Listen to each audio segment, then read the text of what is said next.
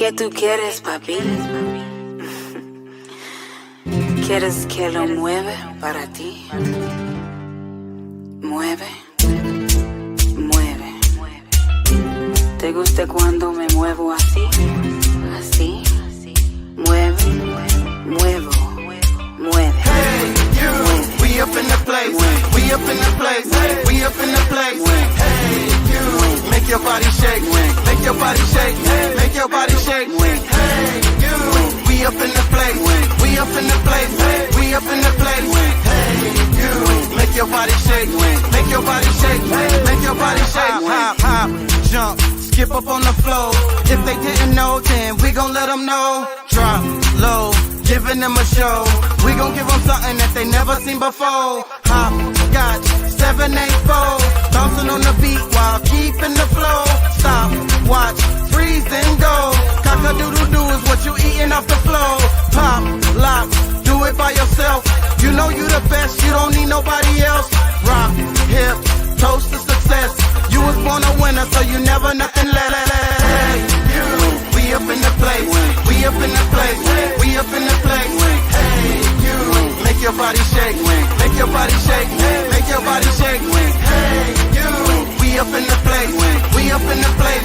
We up in the place. Hey, you, make your body shake. Make your body shake. Make your body shake. Bow, bow, rock, rock, shake, shake, wiggle, wiggle, wiggle, wiggle.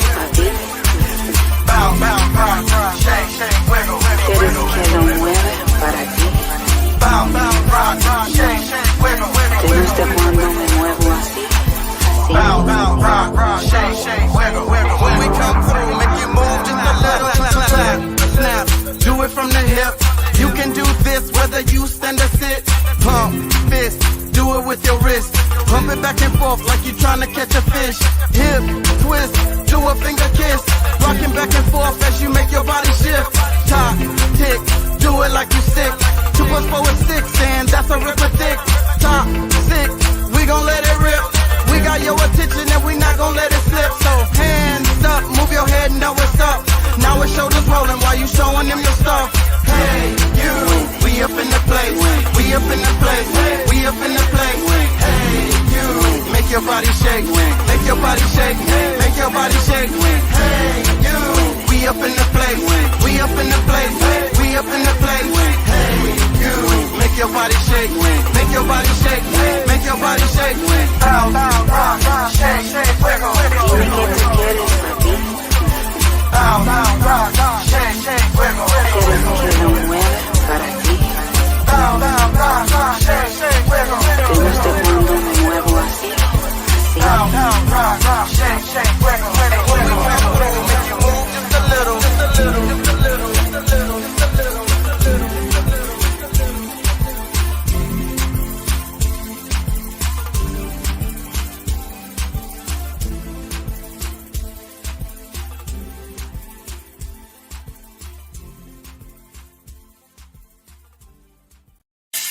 Yeah, this is what it is. It's what it is. All talent on trapping and rapping and moving muscle. If it ain't about the hustle, then I don't wanna tussle. All talent on trapping and rapping and moving muscle. If it ain't about the hustle, then I don't wanna tussle. All talent on trapping and rapping and moving muscle. If it ain't about the hustle, then I don't wanna tussle. All talent on trapping and rapping and moving muscle. If it ain't about the hustle, then I don't wanna tussle. I done played the block and it's time to stop. Pop the blocks, then drop the top. Button how to say fuck the got shake, keep it high up on my block. Keep it not up in my pocket. You know the G and it can't be stopped. Flip the script with serving dip. Keep the heat on Silent Hill. You know when I know that pure water just so cold. Riding on foes, slamming with dope. Sipping on drink, fucking these hoes. Riding on boats, pushing kilos. Me and my boys ball out of control. Got so much ice you can balance football. Me, Lil G, I can't be hoe. Look at my mouth, see number gold. Fucking with a knife, will make you fold. Look at my room, see number polo. Step in the bed and in the studio. Over your nose, and smell of smoke. Over your mouth, and start to blow. Now you know we got that dope. Cause me and my boys ball out of control. We keyed up and G'd up. We should've lost straight speed up. We should've decided to pull my heat up. Lost in going big, I'm fucked up. Nigga, we keyed up and G'd up. Once you lost straight speed up. We should've decided to pull my heat up. Lost in going back, I'm fucked up. All talent on trapping and rapping and moving muscle. If it ain't about the hustle, then I don't wanna tussle. All talent on trapping and rapping and moving muscle. If it ain't ain't about the hustle. See, I don't wanna tussle, I'll tell it. Trapping and rapping and moving muscle if it ain't about the hustle. See, I don't wanna tussle, I'll tell it. Trapping and rapping and moving muscle if it ain't about the hustle. See, I don't wanna tussle. Hitting niggas in they fucking head with a crack. Busting, I'm busting back with a gap that spits venom, you sending black. And when the bottom of the knife and it's smack, Iblis, the cat's waxing him back. Cause he ain't suffered enough, hustled enough, scuffling cuffs. His hand to a cop, nothing discussed, cutting his nuts to his cock. Something to shock a spark out your heart when you stop jogging in the park. And you meet a nigga dog that fighting ball, blood spilling on the sidewalk. Staying in the light is smart despite staying on course, of course. Cause the smell of death escaping out of corpse is rough. Top half man and I be damned if they bottom half horse. Hush, lost souls rushing to touch the black hole, wishing to be dust gagging and fuss. Cause the demon face leaking pus. I'll tell it on trapping and rapping and moving muscle if it ain't about the hustle. Then I don't wanna tussle. I'll tell it on trapping and rapping and moving muscle if it ain't about the hustle. Then I don't wanna tussle. I'll tell it on trapping and rapping and moving muscle if it ain't about the hustle. Then I don't wanna tussle. I'll tell it on trapping and rapping and moving muscle if it ain't about the hustle. Then I don't wanna tussle. Trapping and rapping ain't about the hustle. I don't wanna tussle. I'll trapping and rapping ain't about the hustle. I don't wanna tussle. I'll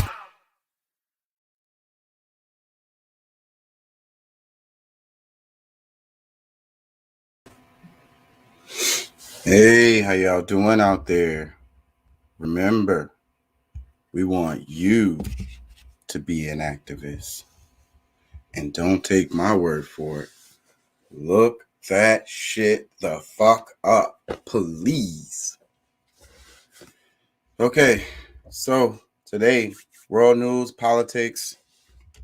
I couldn't think of a title. I had a title in my mind for the show today, but I completely lost it. That's why I need to write these things down.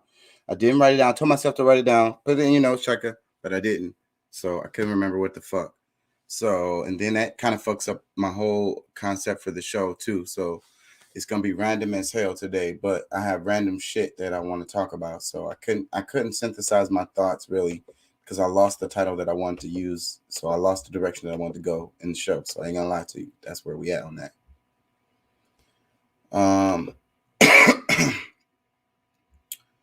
So give me a second here. What is happening?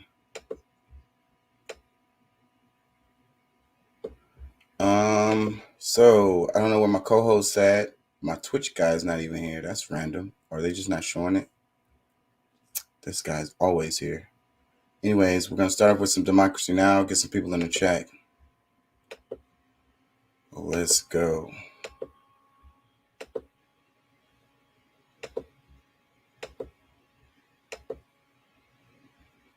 Dramatically roll back reproductive rights Wednesday as the court heard oral arguments and a challenge to Mississippi's 15-week abortion ban. The case is being closely watched since it could undermine and possibly overturn the landmark 1973 Roe v. Wade ruling legalizing abortion nationwide. The court's 3 liberal justices said reversing Roe, or another landmark reproductive rights ruling known as Planned Parenthood versus Casey, would damage the court's legitimacy. This is Justice Sonia Sotomayor. The sponsors of this bill, the House bill in Mississippi, said we're doing it because we have new justices. The newest ban that Mississippi has put in place, the 6-week ban, the Senate sponsor said we're doing it because we have new justices on the Supreme Court. Will this institution survive the stench that this creates in the public perception that the Constitution and its reading are just political acts?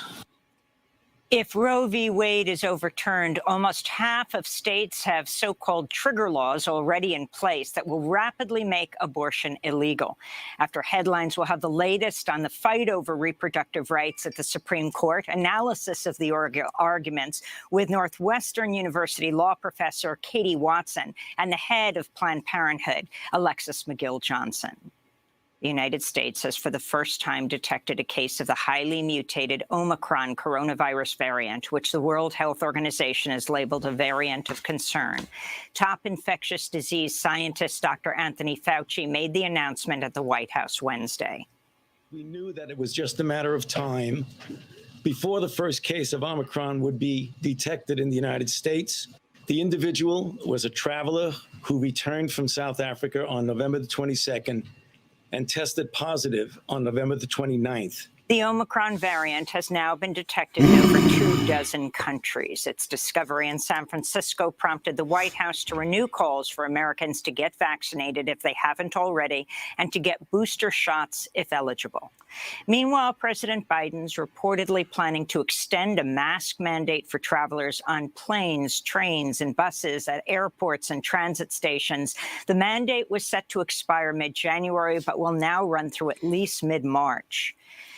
UN Secretary General Antonio Guterres Wednesday condemned travel bans imposed by dozens of countries on southern African nations that first detected the Omicron variant, blasting the restrictions as travel apartheid. Guterres noted the virus had already appeared in Europe before it was first detected in Africa and is now in dozens of countries around the world.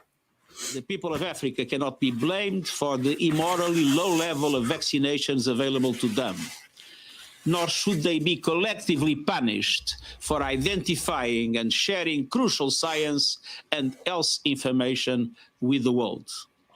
With a virus that is truly borderless, travel restrictions that isolate any one country or region are not only deeply unfair and punitive, they are ineffective. Secretary of State Antony Blinken's meeting today with Russian Foreign Minister Sergei Lavrov amidst mounting tensions between Russia and Ukraine. Russia recently ordered some U.S. diplomats to leave the country. After attending a NATO meeting about the situation Wednesday in Latvia, Secretary of State Antony Blinken warned Russia was planning significant aggressive moves against Ukraine following Moscow's military buildup on the border. Now, we don't know whether President Putin has made the decision to invade. We do know that he is putting in place the capacity to do so on short order, should he so decide. We've made it clear to the Kremlin that we will respond resolutely, including with a range of high-impact economic measures that we've refrained from using in the past. Russia has rejected claims of a planned attack against Ukraine. In Burma, local media is reporting thousands of people fled their homes after helicopter attacks in the central Sagaing region, where resistance has remained strong to the military junta, which overthrew the civilian leadership in a February 1st coup. At least 7 people were reported dead after weekend air attacks.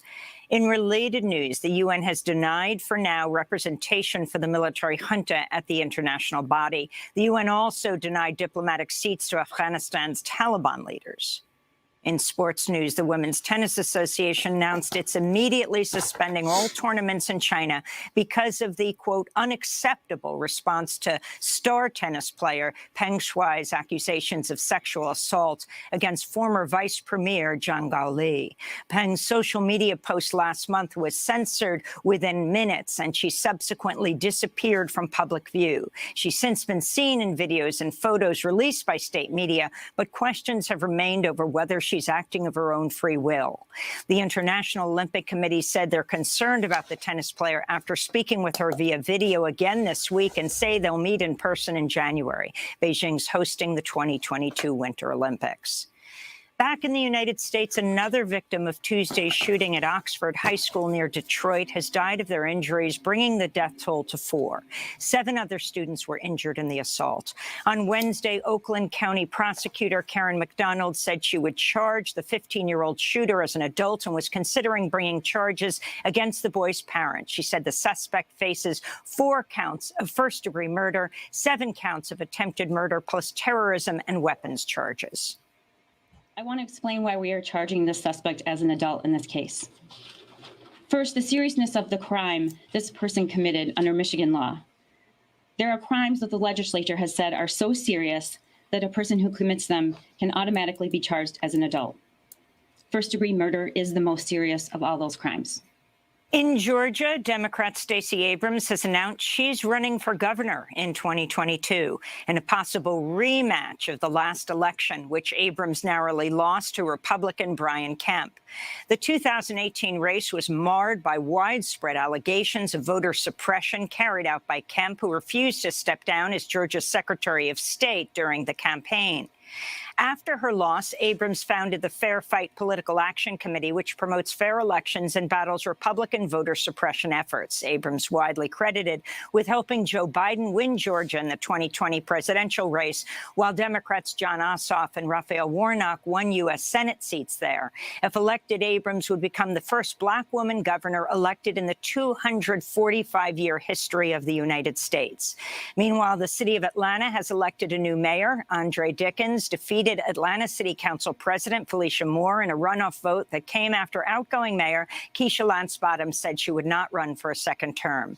Dickens, who's African-American, has vowed to tackle Atlanta's housing crisis as well as unemployment, racism, and deal with the issue of public safety. The House committee investigating the January 6 Capitol insurrection voted Wednesday night to recommend criminal contempt charges against former Justice Department official Jeffrey Clark for defying a congressional subpoena. But the committee agreed to delay a vote by the full House after Clark agreed to be interviewed again by the January 6 panel. Meanwhile, Wyoming Republican Congressmember Liz Cheney Wednesday warned former President Trump he will face criminal charges if he lies to the committee. Any communications Mr. Trump has with this committee will be under oath. And if he persists in lying then, he will be accountable under the laws of this great nation and subject to criminal penalties for every false word he speaks. Congressmember Cheney is among just 10 House Republicans who voted for Trump's impeachment after the Capitol assault. Last month, Wyoming's state Republican Party voted to stop recognizing Cheney as a party member, citing her anti-Trump votes.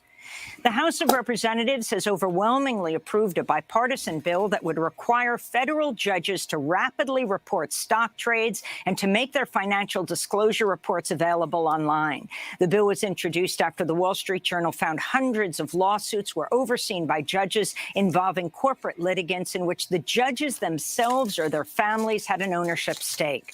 A companion bill was introduced in the Senate in October, but has not yet been taken up by the Senate Judiciary Committee. A group of House Democrats is calling on the Justice Department to release environmental and human rights lawyer Stephen Donziger.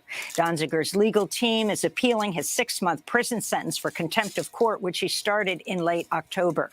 He was convicted of the misdemeanor after a corporate prosecutor tied to the oil and gas industry went after him for successfully taking on Chevron on behalf of indigenous groups and the Ecuadorian Amazon.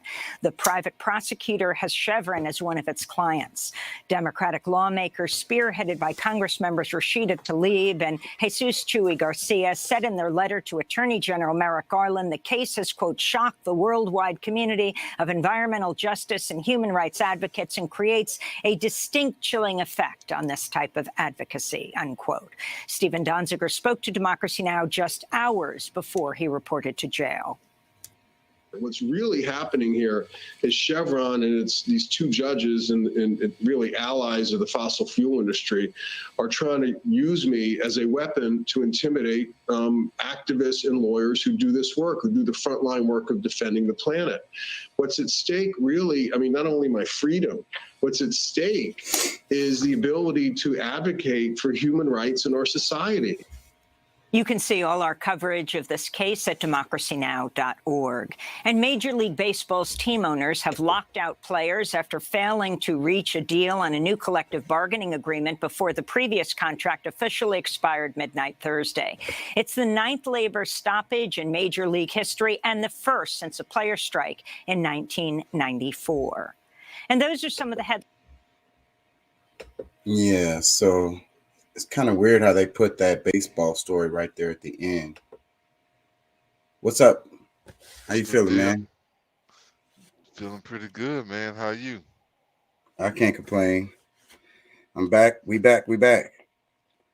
Out of that clip I just played, I think the most important story was the Donziger story. It's the one about the lawyer who is going to jail. Basically, he fought for the rights of, indigenous people. Right. And so the oil companies came after his ass, and he's gonna go to jail. So it's crazy how you can go to jail. He's a lawyer. Like, what the fuck possibly could he have done? Like, they didn't made up some shit. They didn't charged him with some random ass made up ass shit. You know what I'm saying? Because again, like I say, he's a lawyer. I don't know what the hell possibly. I have been following this story. And even from me following the story, it doesn't make sense. His charges and shit don't make sense. You know, it Well, just shows. I don't know. I don't know. It just shows you that the the way the system works, how like the if you fight for the wrong people, if you try to do the right thing too efficiently, then they're gonna punish you for that. You know what I mean? It's like anybody that becomes like a leader of the community, like a grassroots type of leader, they're gonna punish them for that. You know what I'm saying? Like they don't allow no no pushback. I'm not finding the right words, but they're looking at this shit globally. You know what I mean? It's like these big companies have so much money, even though this is just one little dude. He's a message to everybody else. Don't fuck with us. We see what we're going to do to your ass. We're going to run you through the mud, and we're going to do it out of spite. And we're going to do it for fun, and it ain't going to really like hurt our pocketbooks or nothing. Like, we're going to try to destroy your life. So they got him on They got him on some criminal charges. Yeah, they got him on criminal charges.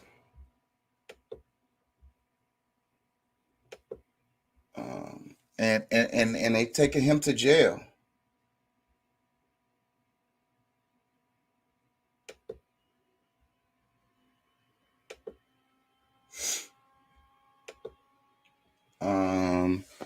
The other things from the video, with the Michigan shooting, I think I was saying it in the other video. It's like I think they should really charge the parents whenever these school shootings happen. Charge the parents with some kind of crime, because they should have kept their firearm more secure, and they didn't. So the kid took the gun and shot and killed some people. Charge the damn parents so they can hold their damn guns more secure. There's no excuse for that shit. Your gun should be secure at all times. Your child should not be able to come and get your gun and go shoot up his classmates. That should not be an option for your child, regardless of how he feels. I was saying the school shootings, like the parents should get charges whenever there's a school shooting. If they use their parents' gun, which is 9 times out of 10, that's what happens. The parents should get charges for that, because they should have had their gun more secure.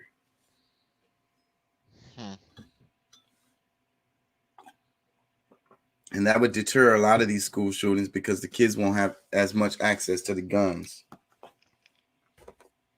They got way too much access. or to their parents.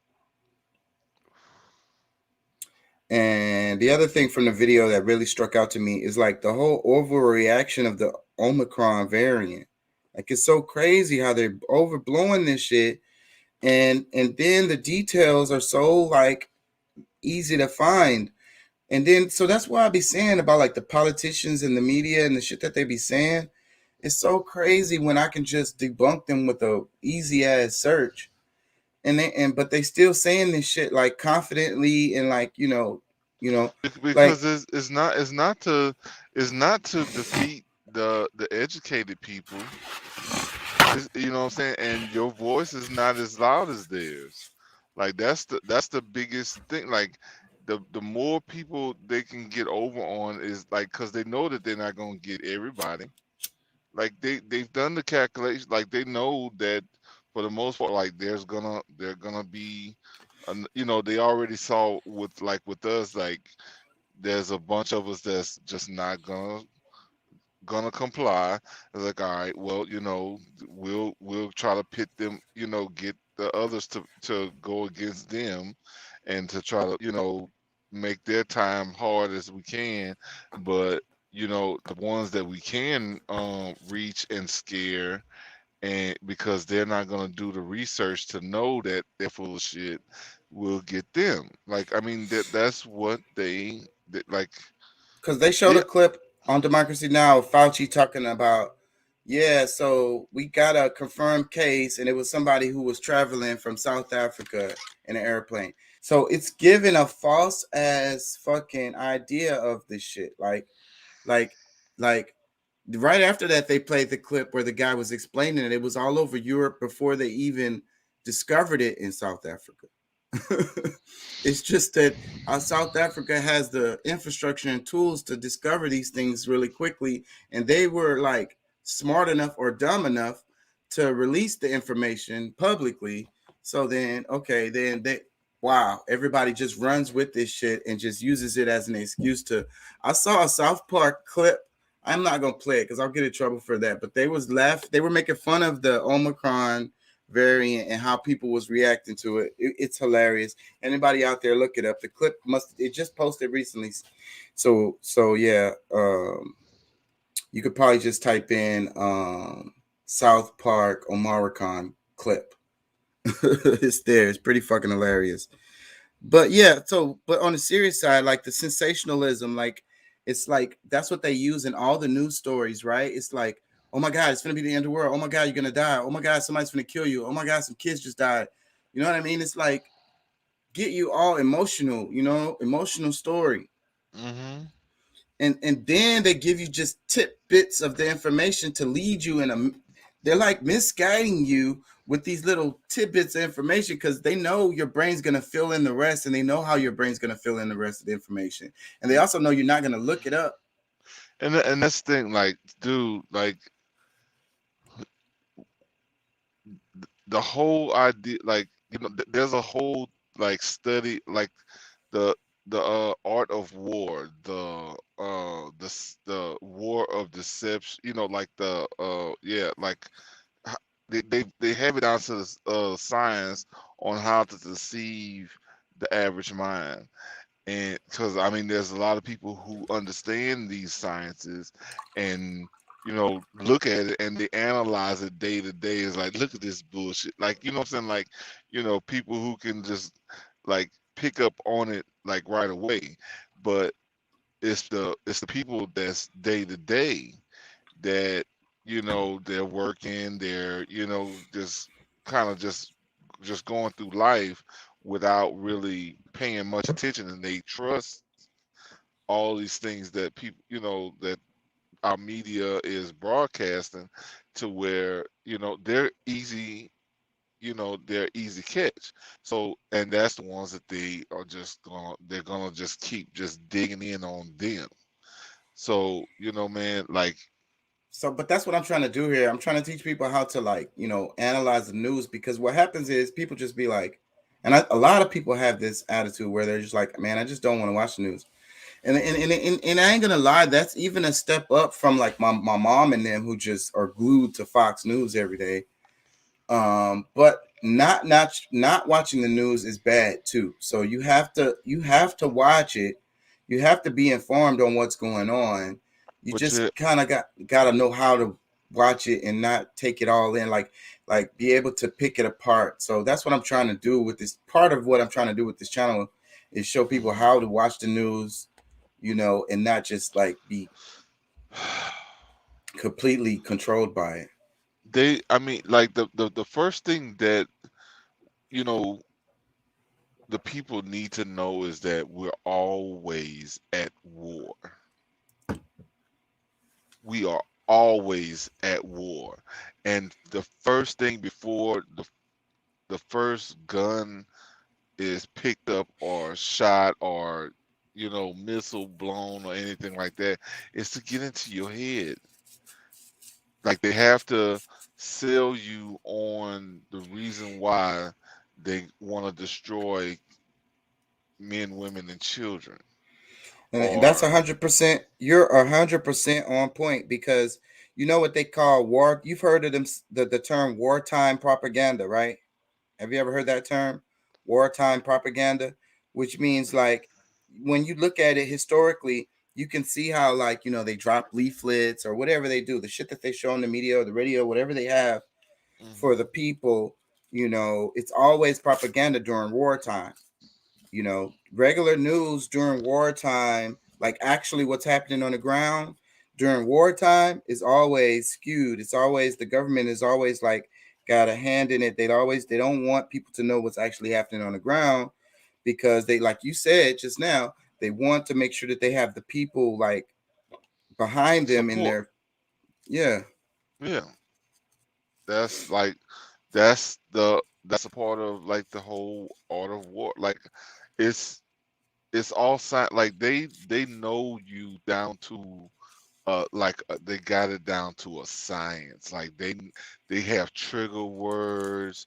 They know things that's gonna get you, like, things that'll make you panic. They know things that'll make you sad. Things that's just gonna, like the tear jerk things. Like they know how to, and then like the way they present it, because like it's, they're lying to you without lying to you. Like, and they know how to do that so good, because they, like, even if they backtrack a story, if they was to backtrack a story, because in most cases they don't come back like real journalists and retract negative things, or wrong things that they may have said.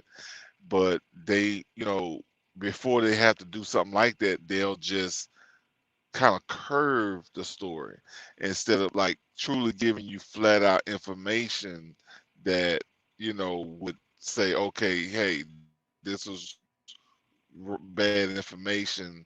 Like, I'm trying to give let me think of a good example, because it's like let's just say, like with the virus. Okay, there's been a virus detected. Okay,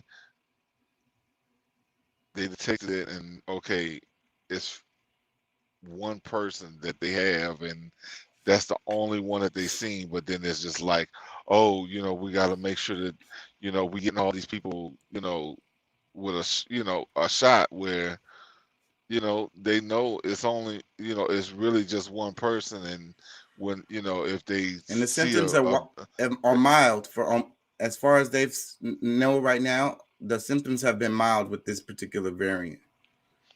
So like, I don't think anyone has died from it. well, and that's the thing. That's another thing that they don't really tell anybody, is that like it's like worldwide there's only a 98. I mean, there's a 98% survival rate. So I mean, yeah, I mean that could add up to a decent number, but like more people die from the flu every And year.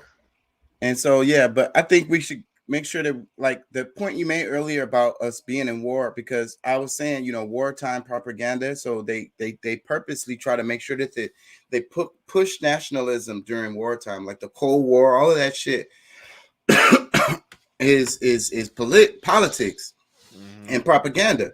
And we know this historically. So, but what people don't realize is, or their brain just don't click. They have this disconnect about what you just said earlier about us being at war.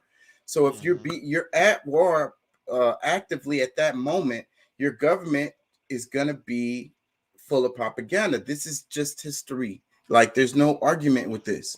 It don't matter which country it is.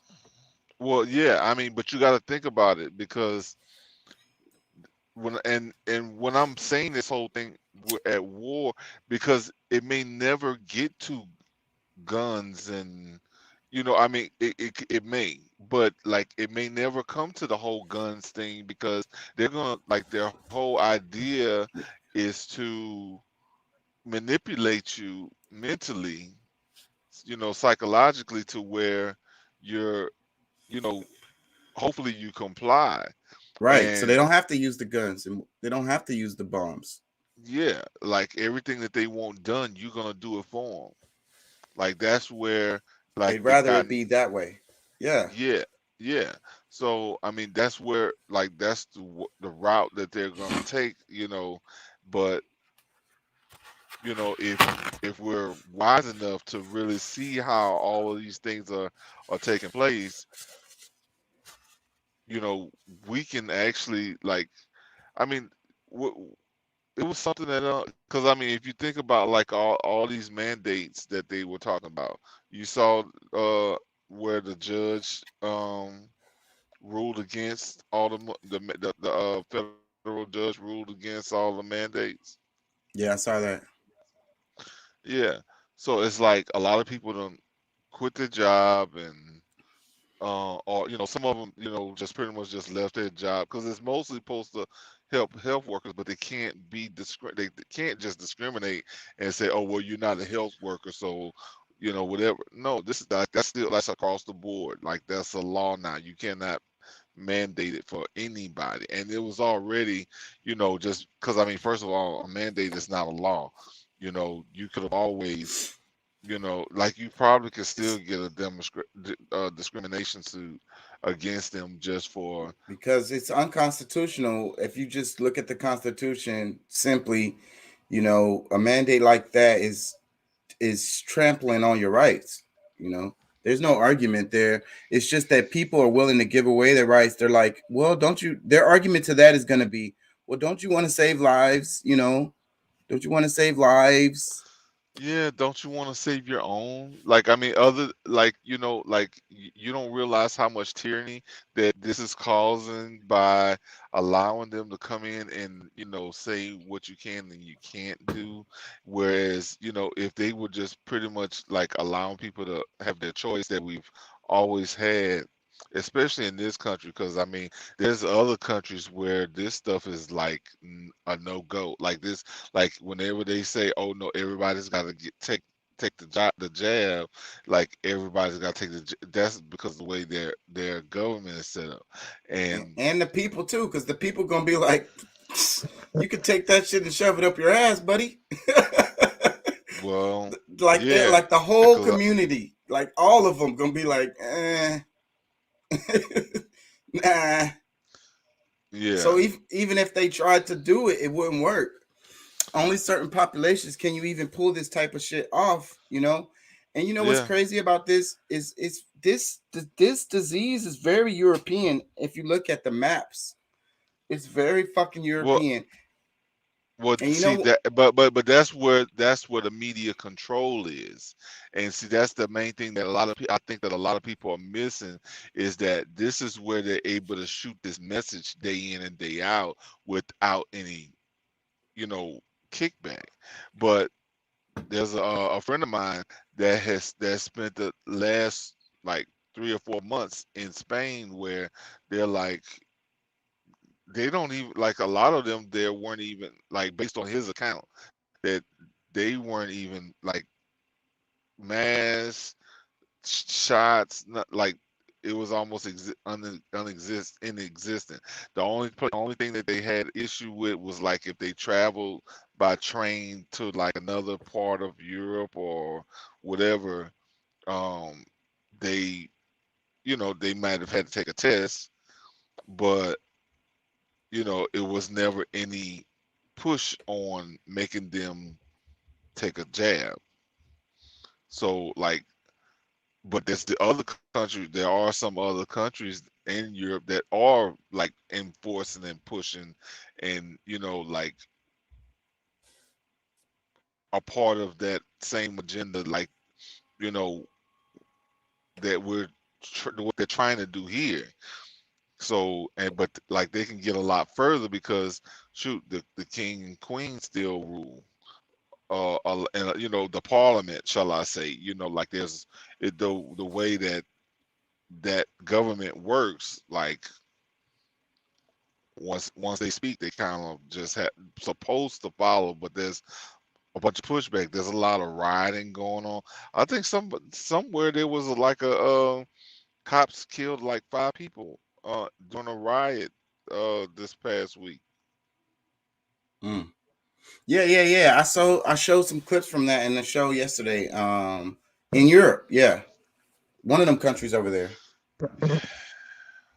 Yeah, I don't know if it was Holland or it was one of them peaceful ass countries. So it's really weird because there's and these maps are confusing on fucking purpose. I'm over here looking for a good map. I love maps, but they love to confuse you with them hoes. Yeah, they over there in Europe, they not feeling that shit. Like they turning up. Say, bro, I ain't gonna say, bro. A lot of these people, like, they're like, no, like, because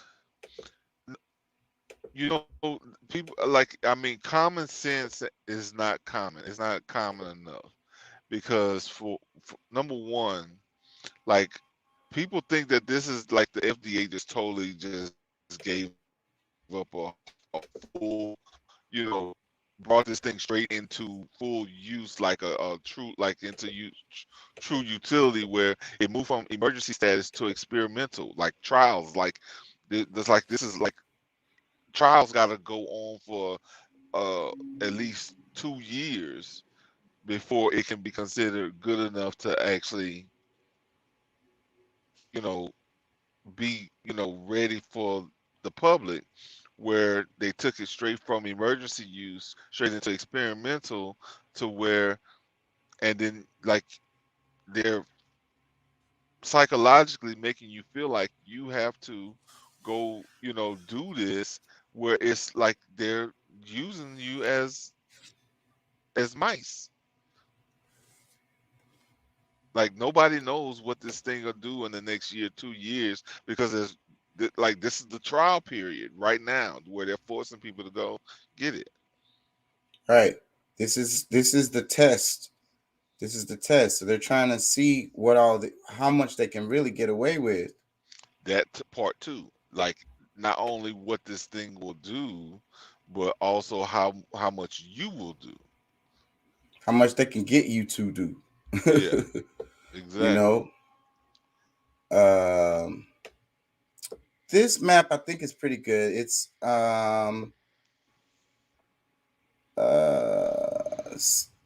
2020 7/19/2020, and so worldwide type map, and you could see just easily that it goes from yellow to brown. So So these are the affected areas. right, cases reported. It says 14-day COVID-19 case notification rate per 100,000 as of July 19, 2020. So this is kind of old, but this map I'm sure is still similar to this right now today. Mm-hmm. So the yellow is low amount of cases, and that burgundy color is a larger amount of cases. Yeah. So like, and you see this map, look at Africa. You know? Exactly. It's like, you know, why would I be forcing people to go and get a jab where, like, there's like such a low rate, and like, y'all cut off the traveling, so y'all, the ones, the supposedly infected people, aren't even coming here. If Yeah. you know, They most likely, and South Africa is it's kind of European because of its it's very European. Like, that's like one of the areas where it's, you know, like a bunch of them like to live, and you know. Yeah, post-colonial. So that's why on this map, and then look at the little tip of Africa up here on the right. This is where the Arabic countries, Saudi Arabia, and all that shit. So again, that shit is European, and that's what I be trying to tell everybody, and they don't want to believe me because, like, see, I mean, this is a part of Africa. What I'm saying is those people that live there presently are European peoples. Those pseudo Arabic people. Exactly. So, anyways, this is not really a racial thing, but one thing I will say about this is, well, the one of the things, because I mean, what I would really say about this is that those are countries, because I mean the infections, the the virus, if you want to say, how prevalent it might really be, because I'm not saying that it doesn't exist, but this is an area where they're able to manipulate the media to, and also manipulate the numbers to say to make it a bigger deal. I'm sure that's part of it, because the media is really powerful in these same places that's dark.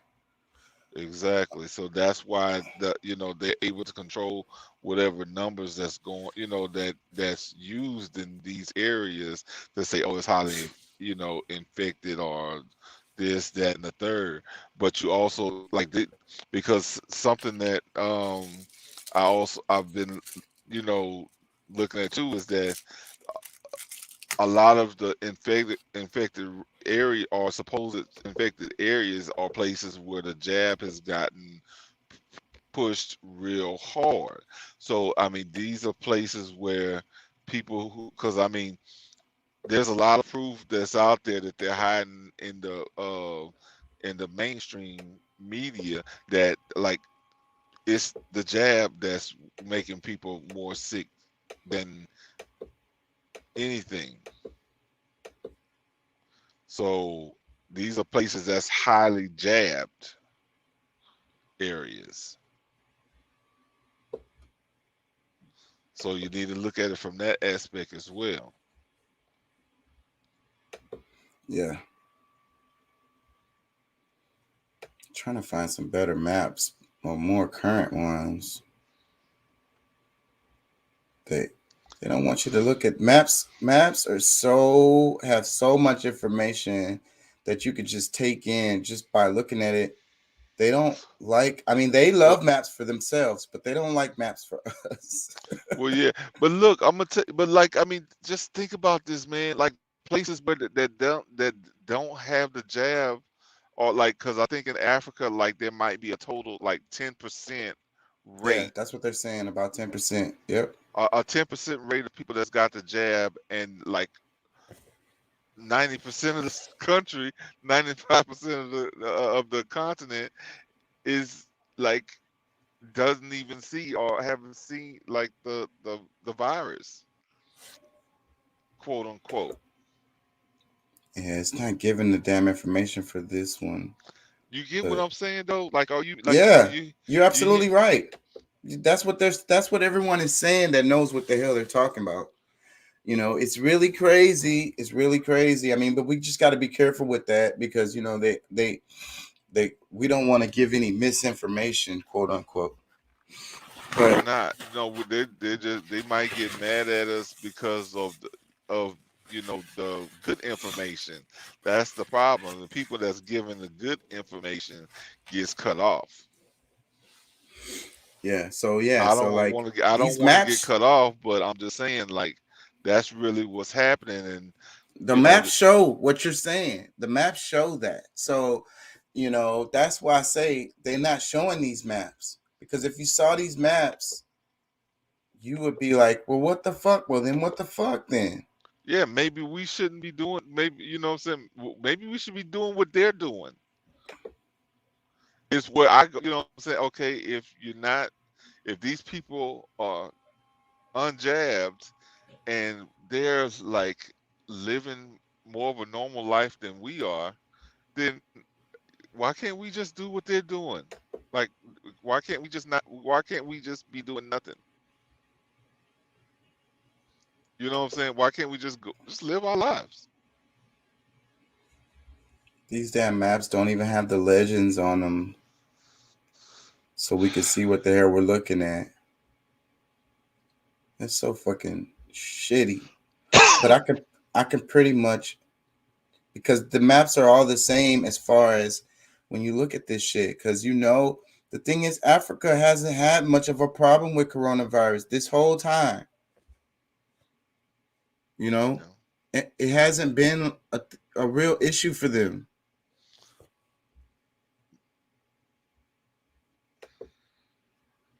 One of the things, though, I wanted to talk about, though, related to this, was washing your hands and building immunity. So and we talking about Africa and the different countries. Yeah, the more you That's wash your passing. hands, the more ability you will get sick. Well, you know, one of my classes I took this semester was diseases of antiquity, and the main thing that got people sick is feces or oral feces taken in orally or breathed in. That's one of the main ways people get sick. You know, and then you got mosquitoes, but majority of those things can be beaten by people washing their hands, especially after using the restroom. Well, yeah, no, I mean, no, there's certain things that are Thoroughly washing their hygienically. hands. Yeah, no, I mean hygienically, yeah, no, but what I'm saying is like people that's like just in the middle of the day, just just sanitizer. Like there comes a point where sanitizer is ineffective without even like it's better to go Soap, and wash your soap and hands. water. Yeah, exactly. And So then I the mean, people that know this, and the sanitizer is not, it's not even good for you, really. It's a damn chemical. So, well, yeah, but yeah, a mild soap, because like being clean is never been a bad thing, but at the same time, like especially with the sanitizer, because that's really the part that really, because I mean the alcohol and stuff opening up your pores can make you more you know prone to getting virus or sickness or whatever. But yeah, just washing your hands regularly will do will do the job. But at the same time, in order for your body to be able to build the antibodies, like you need to, well, I guess it's more if you get sick. well, the herd immunity, and then Africa's been through a lot, like really hardcore ass shit, like Ebola and shit like that. So the thing is, a lot of their communities have built up. They've built up immunities to these kinds of, because this is just like a SARS. It's a version of SARS, right? So, and the SARS have been floating around in Africa for a long time already. So, in Asia. So that's why, like, I think that this is not hitting them as hard. So it's kind of like this is like an elitist disease, if you will. It's the people that don't have these immunities because they've been in sanitized ass fucking environments, in these bubble ass environments, and they're not washing their hands. But but they don't have the immunities because they've been in these privileged environments. Well, maybe because I mean, that would kind of say This is like me speculating. This is me speculating, by the way. yeah. I mean, I guess my view on that. I mean, because I think that the Africans and the Asians are, pretty clean people as well. But as far as like, there's nothing wrong with, like your immune, like walking around barefoot. Sometimes like it's good for you. You know what I'm saying? Like, like having a little dirt on you isn't really harmful. You know what I'm saying? Actually, it makes your body strong. You know what I'm saying? Like you come in contact with different things. Coronavirus doesn't survive very well outdoors. It's one of the things we were studying in class. Like it doesn't like heat, and it doesn't like it's not going to survive on like just a dry surface for very long. Like immediately, it's not there, so it dies off. So that could be environment could be a factor in that, and how much people go outside too. So being inside makes you more susceptible. Coronavirus likes the inside, it likes certain temperatures. It don't like to be too hot and shit. Yeah. Well, I think what above 50 degrees is dying already. Something like that. Yeah. So, I mean. So just going outside and taking a walk in the park but that also shows why dumb us. A lot of the stuff we've been doing is so fucking dumb. Equatorial regions, I think, have not been hit as hard as, you know, maybe some others. But what's crazy, based on that map, Canada is not an equatorial region, and they're not. You know what I'm saying? Like, what's like? What are they doing, or what are they not doing? Like, both questions. Like, what are they doing, and what are they not doing that's allowing them to stay separate? You know, And they right here on the same, like the same continent as we are. That's crazy. That's definitely something to look at. You know, that's something to research. That's a question to ask, to type into YouTube search bar or whatever, you know, and watch some videos about, because I'm sure there's some stuff out there about it. But just look, I mean, our southern border has been like freaking wide open, and they're saying like there's a lot of it has come in to our country from the south. Shit, Canada don't play about who coming in and out of their country. You know what I'm saying? Yeah. So I mean, that could be that could be it. But I mean, it's, you know, Canada is pretty much like, it is all European, like pretty much all, you know, like it's still run by Europe, Queen. by the Queen. Yeah. So I mean, it's really crazy how it's really weird. Yeah. So that's something to look at. That's definitely something to look at. That's interesting. In the video that I played earlier, they talked about Trump again, and like talking about if he lied to the people, then he going to jail. It's so annoying to me that they've been singing this song the whole time. And I've been saying for the longest time, like, this dude is never going to jail, like, for nothing. They're not going to set no precedent to take no president or ex-president to jail, ever. That's not happening in modern times in the United States. So it's all just like sensationalism, politics, related to getting votes, related to getting clicks, you know. It's bullshit, basically. Circus. Man, Joe Biden already said he wasn't going to push to convict Trump. It's like, you know, because I mean, that's one of those, you know, like one of the things in that the same have, club, one of those things. As an ex-president, it's only so many of them. That, you know, they, man, at the end of the day, you know, we be talking about politics. You know, they're gonna be buddy, bro. Like, it's like you was the president. You know what I mean? It's only we a certain little elite group right here. Like, well, yeah. But because see, that's the thing. They would set a president if they were to convict. That's why they wouldn't do it. Yeah, like, and I mean that would be a downward. So any president in the future could possibly go to jail, and that's what they don't want to. You know, they don't want that. So presidents pretty much have immunity, and they want to kind of keep it that way. Yeah. I mean, that would be setting up a karma for themselves if they allowed that to happen. And they smart enough to know that. Yeah, they smart enough to know that. Because it'd be the next Democratic president comes in, then boom, something happens, and then now he's in jail.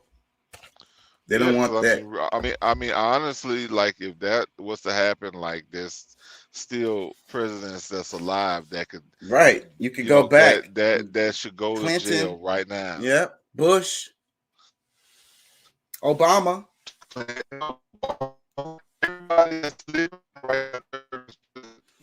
Well, I wouldn't say the same about Carter. I like Jim Carter, but then too, I don't know as much about him. But it's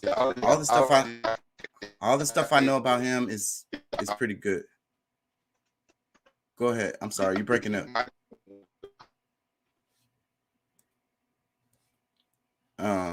You breaking up. But you breaking up. But Carter, you froze.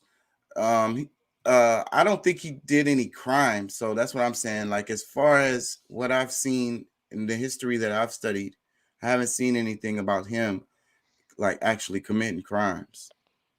Yeah, none that I know of. Am I still? Yeah, you back. You back now. I can hear you. All right. Yeah. I haven't heard anything about Carter. Because he played it clean after what's his name? Watergate president. What was his Well, I can't think of his name. But either way, if he does have any dirt on him, he was good about it. You know what I'm saying? He was clean. But as far as the history that I've studied, I haven't seen anything. But pretty much all the rest of them after him, though. Definitely. Like literal crimes. Oh yeah. And then a lot of the staff, a lot of the because I mean, you just think about it, like the Clintons. I mean, because Joe Biden was right along with a lot of the shit that was happening with the Clintons. Then Bush came in. I mean, there's a lot of different things that has been said about what he did. As far as like The legality of some of the stuff he did. Yes. Yeah, like on a world stage. It's been a lot of talk about that. Yes. Yeah. Then same thing with Obama. And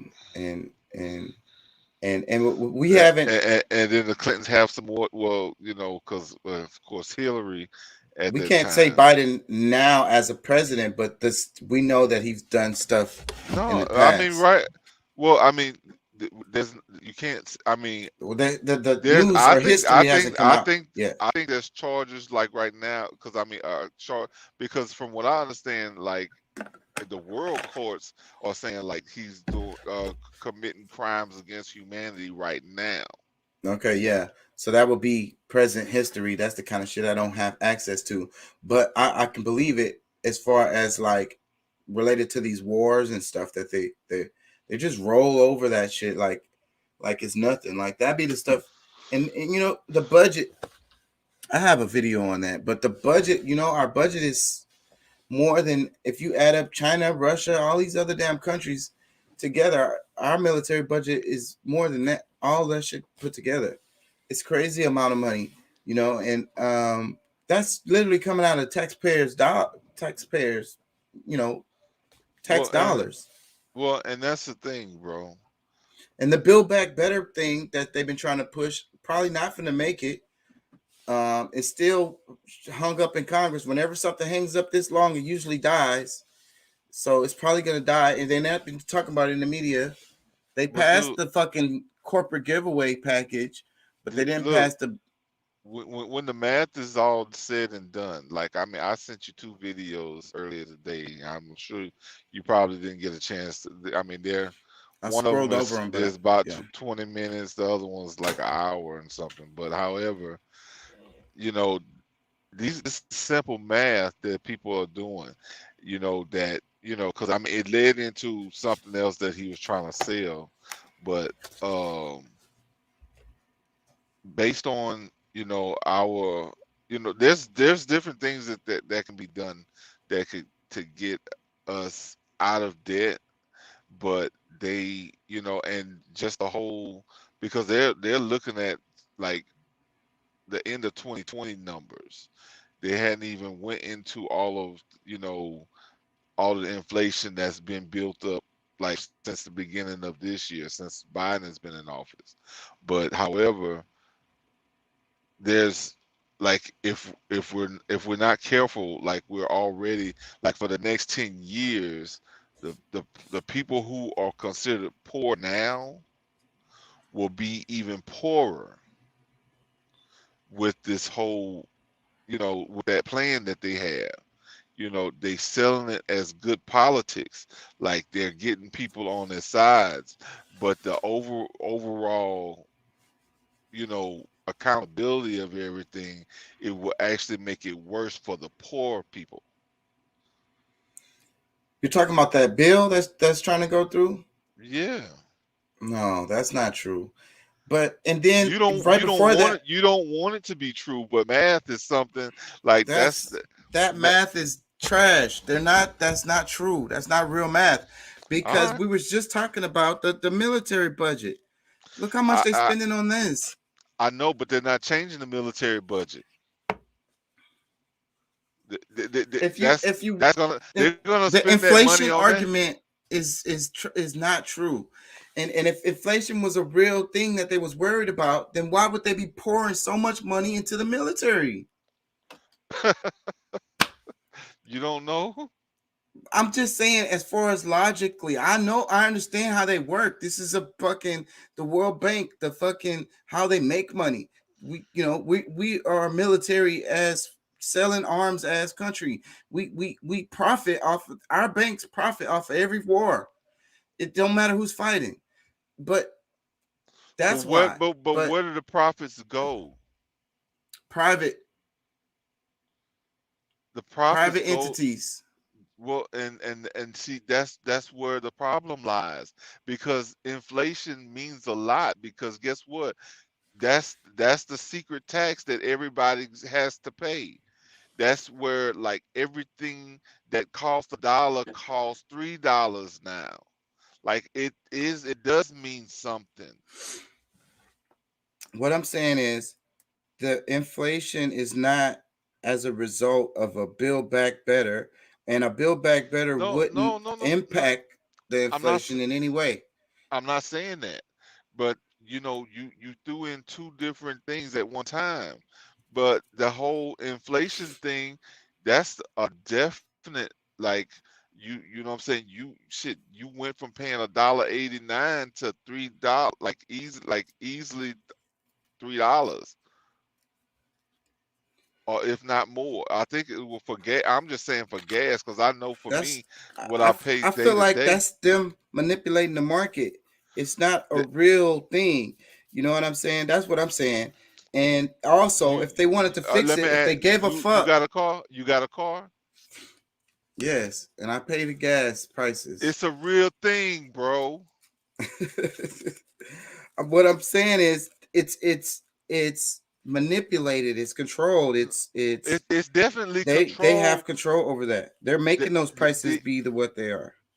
Yes, they even had like the straight videos ass I was fuckery. telling you.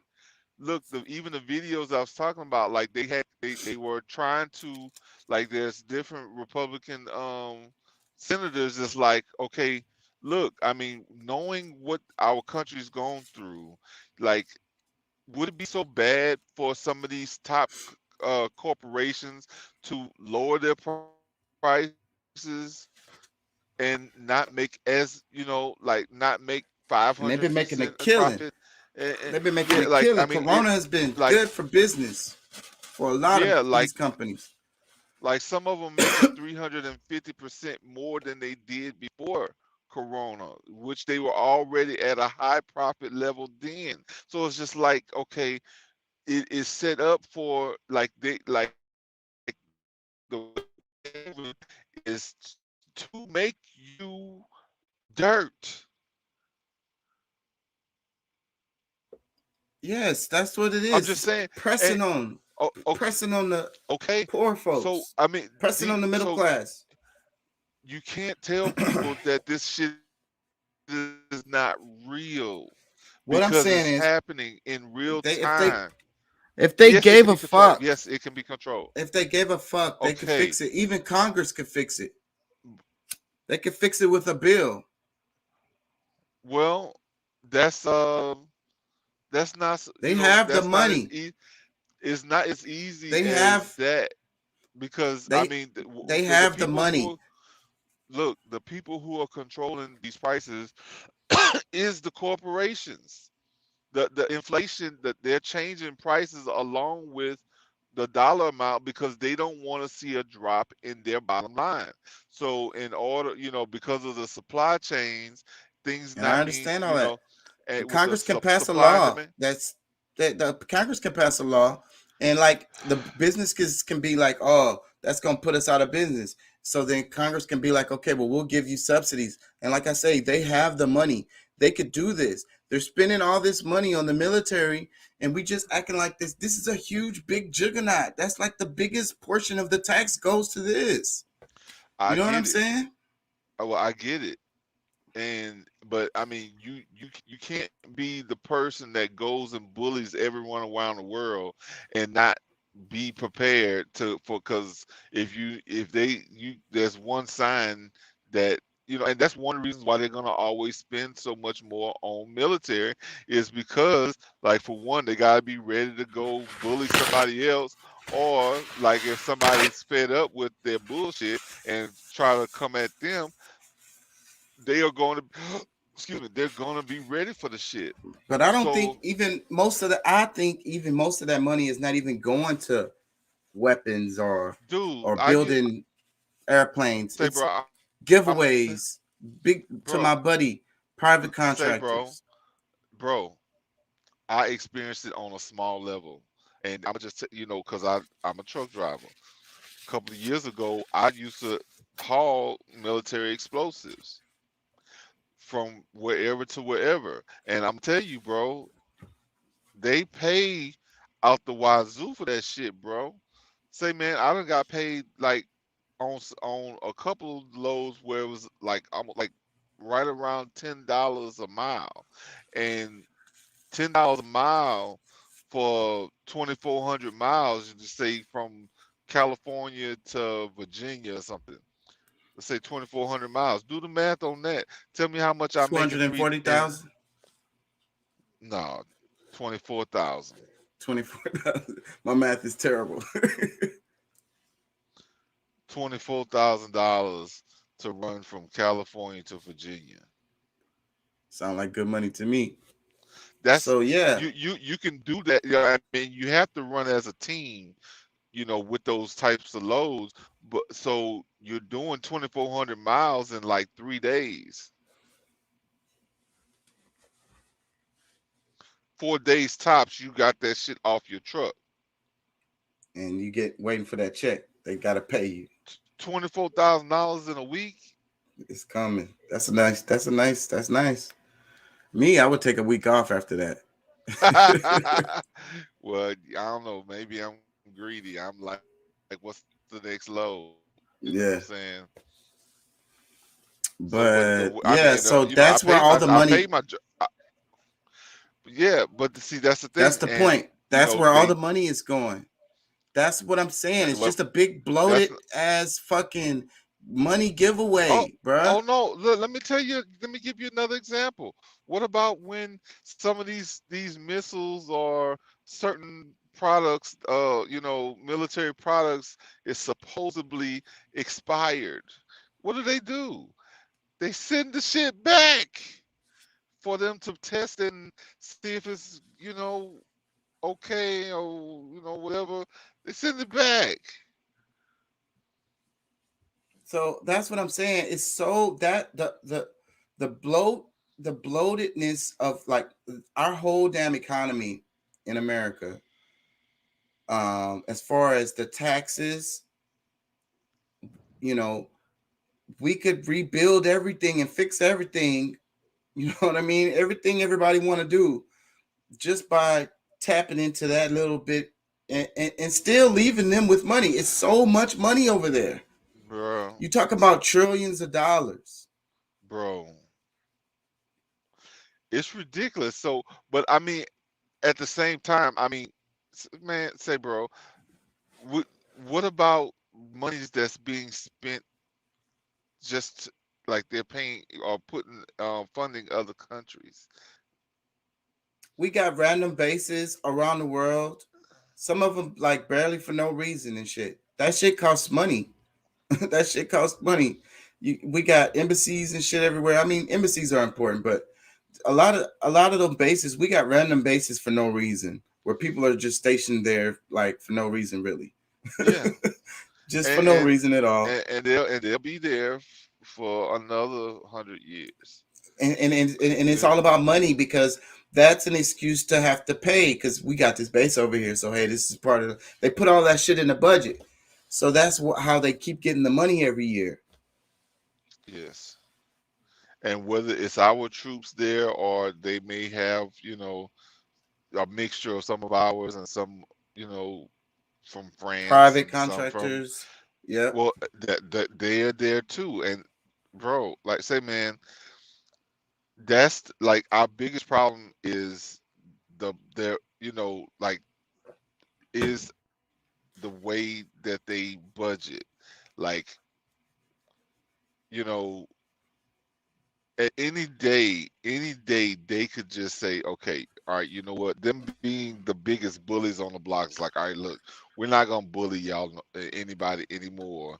We will be prepared for any type of strikes that might come against us, but we're not gonna come and invade your country. Let's make this true, a true peace between the whole world. Like, And I thought that's what Trump meant when he was saying America first, because that makes sense to me. Let's take care of our people. That's what he was saying in the speech. Let's worry about our people here. Like, why we got people in Afghanistan? You know what I'm saying? And that's one good thing that Trump really did do, because I was watching a story about that. They was talking about how it was a lot of pressure on Biden to not follow through on, the promise that Trump made, to pull the Afghanistan troops. mm-hmm. And they're saying that it's going to be so many more stories about those 3 days, because it's like an embarrassment or whatever. It's politics. It has to do with like the Democratic Party, and then like just like also our fucking imperialism, So it's an embarrassment. So, but it's a good thing that Trump did. That's a good thing that Trump did, and that's what I thought America ego, first was. Look, Joe Biden's ego is what fucked up everything. Instead of seeing that, okay, there was some good that Trump did with that, and it wasn't like he put the plan together. No, these are generals that's probably work for that are still there. I don't know, or I don't know why everything got so misconstrued, but there was a plan that was put together by professional military that he act as if that just because Trump was at the head of it that he made the plan. But whatever plan Trump had, I'm not following nothing he did.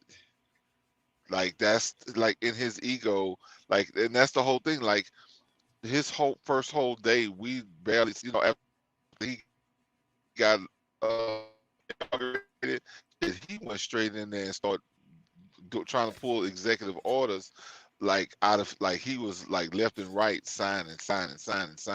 Like, he had shit already set up and planned what he was going to do. The shit was already written up, and all he was just steadily signing executive orders that reversed. Didn't matter how great it was. Trump pretty much did the same thing after Obama, but it was different, because a lot of the shit that Obama was doing was fucked up. Not just in my opinion, like there's a lot of people that knows that there was some crazy shit that was going on. Like, they were mad that he had become president, so they was fucking shit up to give him a hard time when he got back. So, like, it was, them people are the monsters, bro.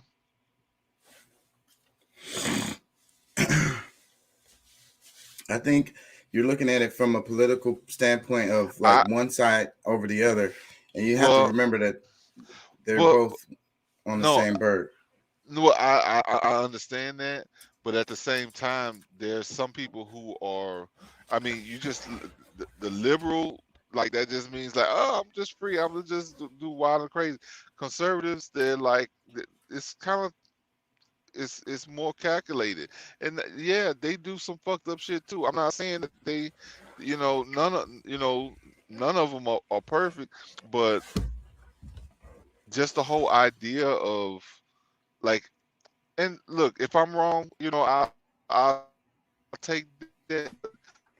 Just a lot of the different examples that I see personally, and I don't really have a reason to just pick one over the other. Oh, wait a minute, any, mini, miny, mo, which one I'm gonna, like, just trying to pick who I'm gonna dislike the most and who I'm gonna like the most.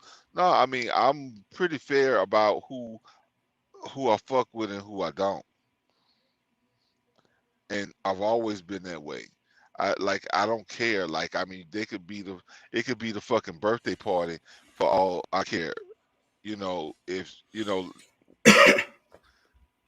it just really doesn't matter. Like the people who are giving up more of an effort to get things straight. Like, hey, let's think about this first. Let's, yeah, this sounds grand and great, and this party will be fucking off the chains. But hey, what are the effects that's gonna come from this? If we, let's rewind and really take a look at what, if we do this, what kind of effect, this cause and effect on everything. And if you're just looking at all the glitz and the glamour, you're gonna get enamored right away. Oh yeah, that'd be so cool. Yeah. Oh damn, America can look like Dubai. Yeah, we could. Okay, yeah, but what kind of true effects is this gonna have? Like we're putting all like I said, yeah, adjust a lot of things with our economy and make things more straight and narrow, but this is how much they're not giving a fuck. That they're allowing out the percentage of our inflation that we are dealing with right now. We're not gonna get this money back ever again.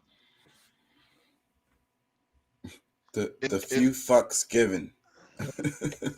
Yeah, but that's what, like, bro, like I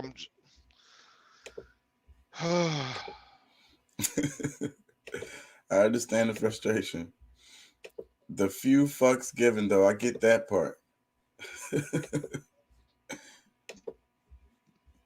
They don't give a fluck. I'm gonna play a little bit of this beginning. And go ahead. Yeah, no, I mean, because I've had this conversation, like, as oh man, because of your money that you making this, that, and the other. Like, well, dude, it ain't. I see my mother. I see my brothers. I see family members that can't handle the shit. Like, yeah, I can go spend. I'm not like I make good money every week. Like I'm supplementing other homes because of the type of shit that's going on. You know what I'm saying? So yes, it fucking bothers me.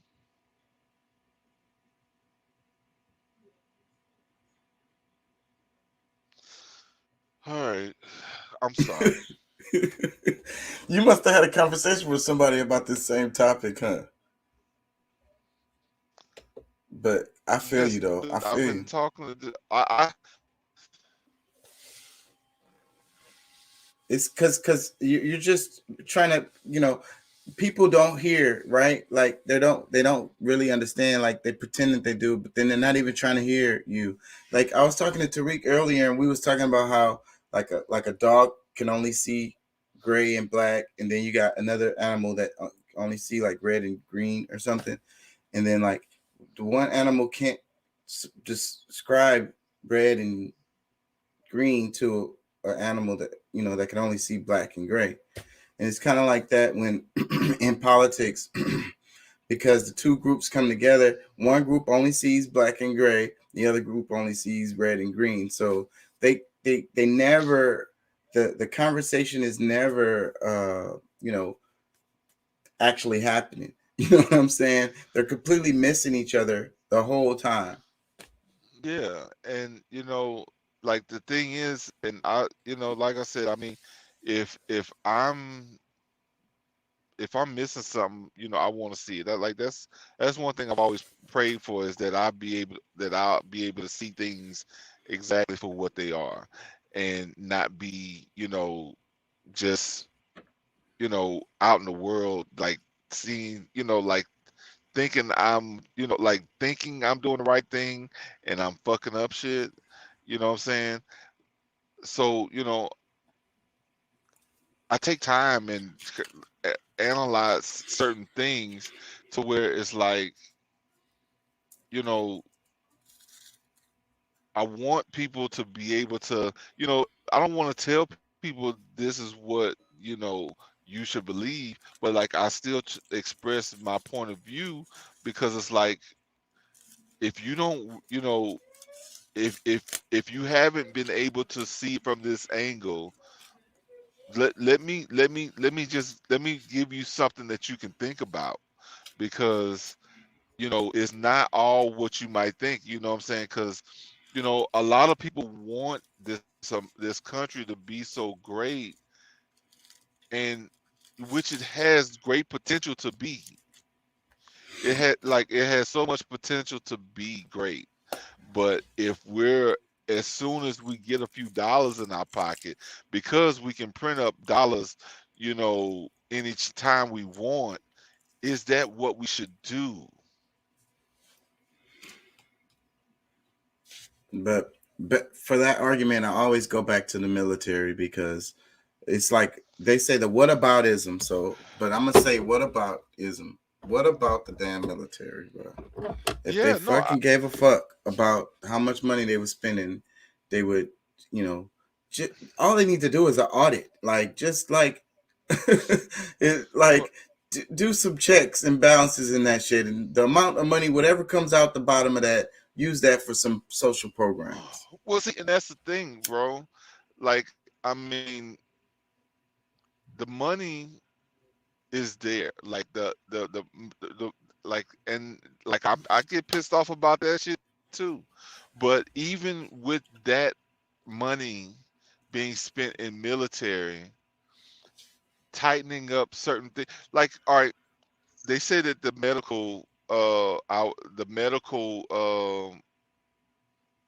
spending is what is really like killing,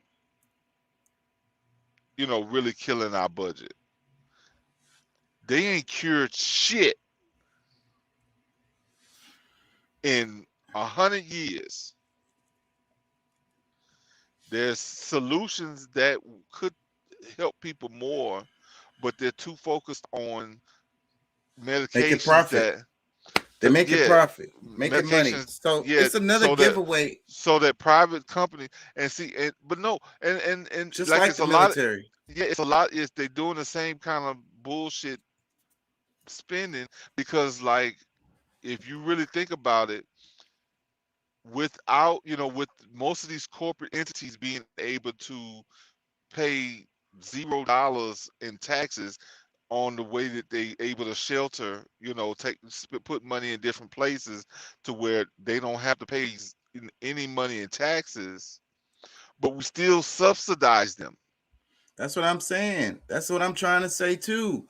That what I completely 100% agree with you because the pharmaceuticals, a lot of times we pay tax dollar money for the research for these damn whatever the hell they was researching, and whatever product they came up with, it ends up being owned by a private person. You know what I'm saying? And the people don't get shit back for that. And I mean, there's so many examples like that across the board where, you know, the hospitals, a lot of these hospitals wouldn't be able to exist without the subsidies that they get. And they still charge the shit out of you when you come in there for your services. You know what I'm saying? But you know, but That's that's one of tax the reasons. dollars. But one of the reasons I guess I really have a chip on my shoulder for Democrats is because it's mob rules, and it doesn't mean the majority of people rules. No, the motherfuckers with all the money, like the people who are actually at the top that's making all the money, they the ones who rule, and they can throw up, you know, okay, well I'll take my business elsewhere, like you know, like they, you know, like if they don't get the subsidies, if they don't get this free money from our government, even after they've made 500% profit off of the people, that I'm just you know, saying, give if y'all going to give all that money away to them, your buddies and shit. Can the regular folks have some damn social programs, bro? Can we go to the doctor and shit like that, bro? Like, is that too much to fucking ask? Can we go to the dentist? You know what I'm saying? Can we get checkups?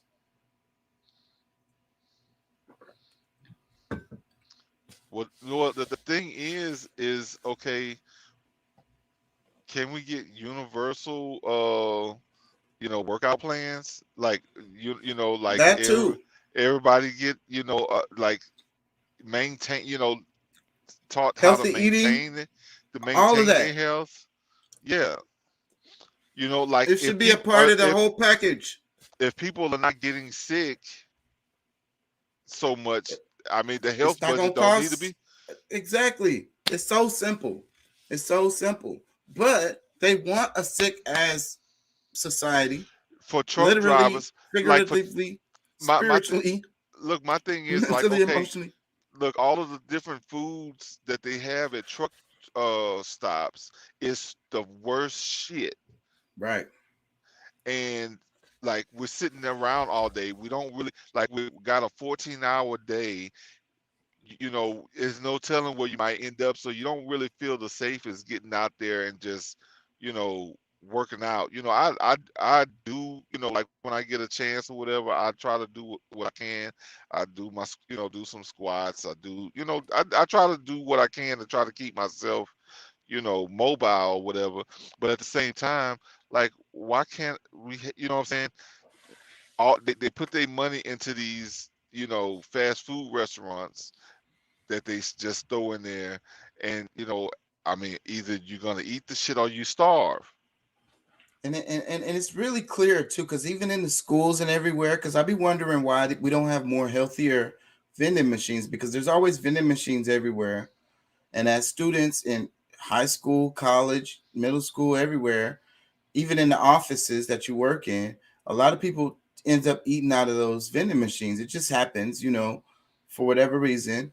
So, but why don't they have more vending machines with healthier foods in them? You know what I mean? How come they can't just have like an apple, orange? Or orange probably would last a long ass time in the vending machine if it's air conditioned and shit. You know what I mean? You could just that seemed like because it they would be easy. because the overall plan for a lot of them is for you to have a slow death.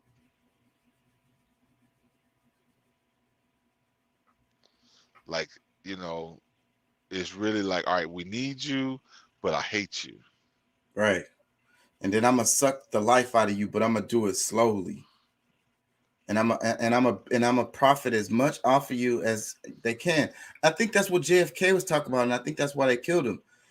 Because, like I say, they want a sick society because that's how they can, get the most money out of it.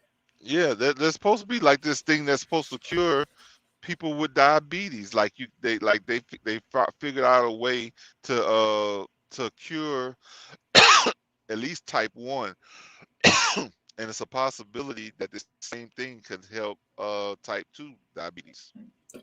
And they're like, like it's a thing, like it's like a reason, something to push back on. Why, what I'm saying, if you can create where a person can, where they can create their own insulin again, why wouldn't you be doing this like immediately? It's insane. It's insane. It's insane. It's insane. Insanity. And like supposedly there's like something that they have that can cure AIDS, but or even HIV and AIDS or whatever, but they rather give you some T-cell therapy instead because of they can keep giving you that the rest of your life. Bro, like y'all not y'all, what I'm saying, like y'all not making enough money on us already. Like, bro, it's sick. It's sick. They want you to have to come back to the doctor like all the time. And they prefer for you to be all fucked up when you come back. Yeah, and then they want to kill off our holistic doctors, the ones who's giving us great, good information. Maybe all of them didn't have it perfect, because some of them are still learning along the way. But I mean, anybody who's read the Bible, I mean, it says the herbs are the healing of the nations.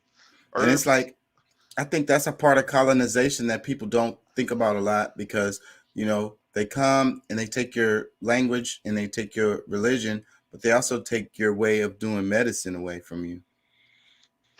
that's your culture. See, that's a part of stealing your culture is, you know, the way you take care of yourself, the way, you know what I'm saying, the way you heal yourself. And, you know, if you're trying, you know, if you know, you're doing, putting together a concoction, oh, they're a witch. Yeah. Like, no, this is just therapy. You know what I'm saying? This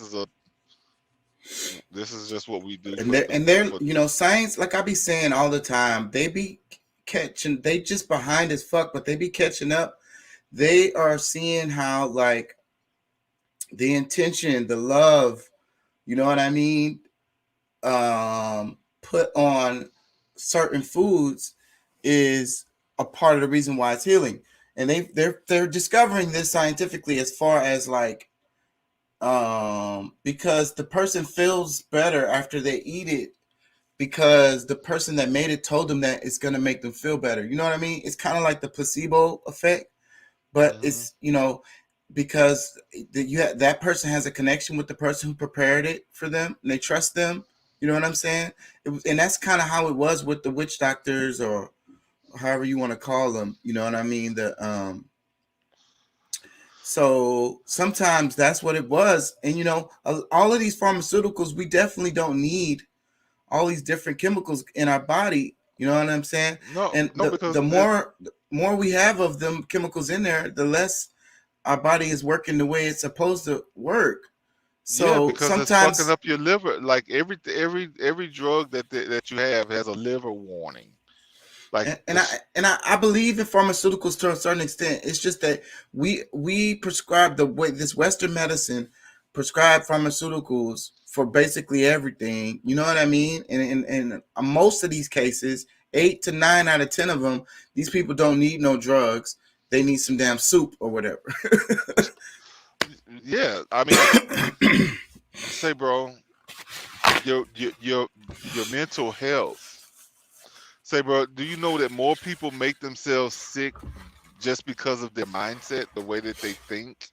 That makes a lot of sense. Because, you know, like you're actually like you're forming things within your body because of the stress, these stress hormones that, you know, you've given yourself because of, you know, like just maybe it's the way they feel when they're at work, or, you know, worrying about the bills or whatever. Like a lot of these stress, anger, all these negative emotions is building up certain illnesses within your body. So like that alone, like just having good mental health can make people's bodies perform better. Like your cells get to regenerate more because you just take your time and meditate. You're doing breathing techniques that allow your cells to actually get the oxygen that it needs for it to perform and fight off a lot of these diseases that you have. Like, I mean, it's so many different things that we have, you know. I don't think that people are seeing, and that's something that we have to do on an individual level. You know, I mean, as a group, like as a people together, you know, we need to be doing this. But I'm saying, like, well, we have to start with ourselves. That this is something that we need to, you know, focus on, and, you know, maybe the doctors are not the solution. Like doctors and lawyers are always practicing. Like they don't know what the fuck they should be doing because there's really no true answer based on the way that they're taught that will fix you. Try this. Oh, that didn't work. Try this. Oh, that didn't work. Try this. Yeah, and you know, and some of these things are getting people addicted.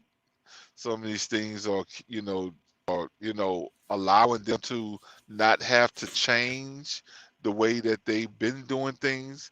You know, taking certain things out of their diet is just like, you know, the doctor's not saying, okay, look, in order for this thing to work, you got to change. You can't keep doing the things that you were doing that got you here. Here, just take this medicine. Right. That's what people want, because that's another thing I learned about the industry. Like doctors treat patients. I can't remember how they said it, but it's like that, you know, it's about their feelings, how they feel and shit, like making them feel better and not making them feel uncomfortable and shit like that. You know what I mean? No, Because people what need to happens, hear the but what happens is people don't come back to that doctor, the doctor that told him the truth. Man, you need to just go walk in the park, bro, and drink some water. They like, this doctor don't know what he's talking about, so they go to another doctor. Well, yeah, I mean, I think that's another excuse. You're breaking up.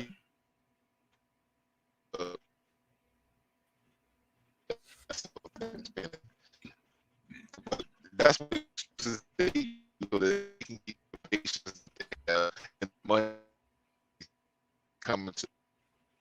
You're still breaking up. Oh, wait, I think you're back now. Go ahead. What you were saying, I missed all the last word you were saying. Everything. Well, I'm saying I think that's like an scapegoat, because like they don't want to be the ones that's actually, like, instead of just giving the good information and just taking a chance that these people don't come back, that they rather stroke their ego and be like, yeah, everything is great here, just but try this or whatever. No, tell you, because I mean, I think the average, the most people appreciate the truth, and especially like somebody who don't have a good father figure, mother figure, somebody that's gonna just call them on their shit. They like, I think more people than we know will accept that. Oh, okay, I gotta, what? Okay, they need to hear it. If they I always. completely agree with you. I just think that that's one of the problems, because we have this cookie cutter type of style of medicine, one size fits all type shit, and it's like it really caters to the lamest man. You know what I mean? It caters to the average person. You know what I mean? Not the one that's going to be asking questions. The one that's going to be like, oh, if you tell me the truth, I'm going to leave and go to another doctor. And it's economics, right? It's all about, it's capitalism, right? It's competition. These doctors own private, companies, and they're literally competing with these other doctors. Yeah, and then what about everybody needs to go to an endocrinologist? How you pronounce that? Endocrine, an endocrine doctor that can test your blood to see the things that you're allergic to, things that have adverse effects on you personally, and in that way that they can actually, scientifically give you something or prescribe something that will be more effective to you individually. I mean, it's all about signs and symptoms and whatever. Like, they're not trying to get to the core of the problem. They're not treating you as like a human, like a separate human from the other humans, because each person is different. Their body is different. The way they live their life, the food, their diet, everything is different. So you can't treat them with cookie cutter. They're not. It's not going to work. It might work for some people, but some people it's not going to work for, because you're not treating them individually. Like, you're not looking at them. And I mean, if people look at me as a racist, they can. I'm the furthest thing from it. But black and white people, Asian people, all of us have differences based on our race. Some of us have the same. Like, maybe it's boiled down to our blood types or something. Whatever. I think it more has to do with culture, because it's like how you live, what the foods you eat, what environment you live in. Well, what I'm saying is, on a biomolecular level, like, we have differences within our bodies. Like, our DNAs are different. We just, I think we're all humans, but at the same time, we have differences, and we have to accept those types of things, that we're different. It is, and just not just to say, like, on a social level, but when we're looking at each other, as far as on a biochemical level, yes, we are different, and there's gonna take different things. There's some things that's gonna be more effective. Like some people can drink milk, some people shouldn't drink milk. Like I would say no certain, one should drink milk, but yeah, go ahead. yeah, some people can eat different types of meat. There's certain types of meat others should not even look at or even think of. So like, and that's based on your culture, your religion. I mean, not your religion, but your culture or your It's your genetic past. Exactly. So I mean, and that's just what it is. And I mean, we just got to be smarter about the shit we do. And if you really, trying to be healed, you really have to just say, okay, take that kind of approach to it. If you want to truly find cures, because like I said, I mean, the doctors, they listening to you with what was, you know what I'm saying? Like if you tell them something, you know what I'm saying, like they're gonna listen to you more than anything. They're gonna go off of the things that you've said, how you was feeling, what you did. Like they're judging based off of what you say. So you have more say at your doctor's office than you think. Shit, And that's how it's I got a supposed to whole be. I got a whole script just because I was like, man, look, I be getting tired in the middle of the day. Here, I heard such and such happen. Kind of works with that. Oh, yeah, sure, okay. Wrote me a whole script just because I said what I said. You know what I'm saying? So that's one of the things that made me think. I'm not gonna say the doctor's name to get him in trouble or nothing, but you know what I'm saying? Like, shit, they don't give a fuck. That's like shit. That's where they bonuses come from. Is Right, because writing that's what I was scripts. about to say. Because that sounds like a damn ad. It sounds like an ad. Like what all of what you just said sounds like an ad. You know what I mean? It would have went in a commercial perfectly. And so like that's what I'm saying. Freaking, that's what it is. So like if you ask them for the drug or whatever, if you mention it, oof, it's a wrap. It's a wrap. They definitely finna give it to you. Yeah. With no fight at all. I'm an adult. Because yeah, and that's what I'm about to say. I'm a grown up. I did my research. I checked on this drug. It seems like it might work for me. I want to try. I want to try it. And he's just like, okay, motherfucker, would like. I mean, didn't bat an eye. That's the few fucks given, like you said earlier. Yeah. Because y'all should have at least had a conversation. He should have interrogated you a little bit. He should have asked me 2 or 3 questions. Yeah. Yeah. He should have interrogated you a little bit. He should have, but at the same time, I didn't want to. I actually had some from someone else. I was like, damn, that shit, worked. I liked it, at the, or whatever. And I was like, I wanted my own. And he like with no like Candy, the Candy Man, or whatever you want to call it. Willy Wonka. But yeah, man. We really gotta take our health into our own hands. That's like, and I'm not saying for y'all to just go walk into your doctor and tell them you want drugs just because. I'm just really trying to give an example of, the power that we have of taking control of our own health. Because honestly, like I'm so against pharmaceuticals now. Because pharmacoa, that's sorcery. You can look it up yourself. Like that is sorcery. It's called the surgeries. Like I say though, the surgeries can be really good sometimes. There's a lot of procedures that they do that's really good in the hospitals. But we can prevent a lot of like this. The Ibn Khaldun. I learned about this from my guy Sabir Bey. He studies a lot of different. But I think it was Ibn Khaldun. No, Ibn Battuta. Ibn Battuta. He's the doctor that is like prevention is the best way.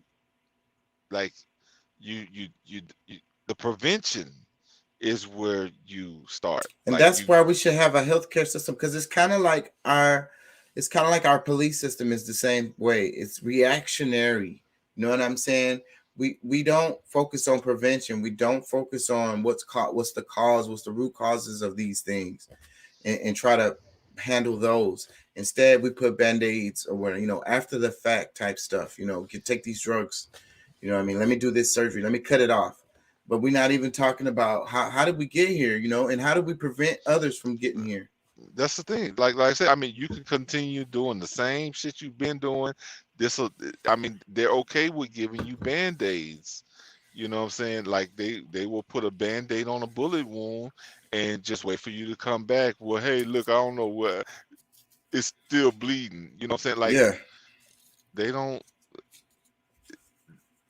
They have very fucks given themselves.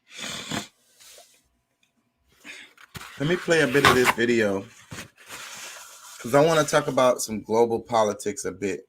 It's just gonna play the beginning of this. This is Honduras. They got a new leader, and Honduras is always getting meddled with by the United States. So this is not a United States person that won. This is Democracy Now!, democracynow.org, the War and Peace Report. I'm Amy Goodman in New York, joined by Democracy Now! Co-host Juan Gonzalez in New Brunswick, New Jersey. Hi, Juan. Hi, Amy, and welcome to all of our listeners and viewers across the country and around the world. We begin today's show in Honduras, where leftist presidential candidate Xiomara Castro appears poised to become the country's first woman president, putting an end to over a decade of right-wing neoliberal rule. While the official vote count has not been released, Castro holds a commanding lead over Nasri Asfura of the right-wing National Party, which has ruled Honduras for 12 years following the 2009 U.S.-backed coup, which ousted Castro's husband, Manuel Zelaya. Xiomara Castro claimed victory Sunday night.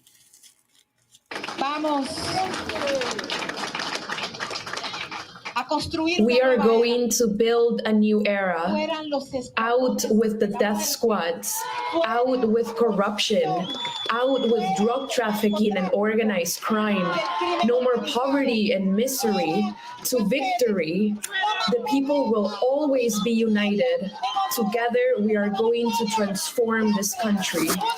Xiomara Castro's apparent victory in Honduras is seen as a blow to Washington, which has embraced successive right-wing governments despite widespread accusations that Honduras has become a narco-military regime. In April, a federal court in New York sentenced the brother of the Honduran president, Juan Orlando Hernandez, to life in prison for drug trafficking. Prosecutors also accused the president of being a co-conspirator in state-sponsored drug trafficking. This all comes as Hondurans continue to flee the dire social and economic conditions at home. We're joined now by two guests. Siapa Portillo is a Honduran scholar and associate professor of Pitzer College in California, author of the new book, Roots of Resistance, a story of gender, race, and labor on the north coast of Honduras. She's joining us from Claremont, California.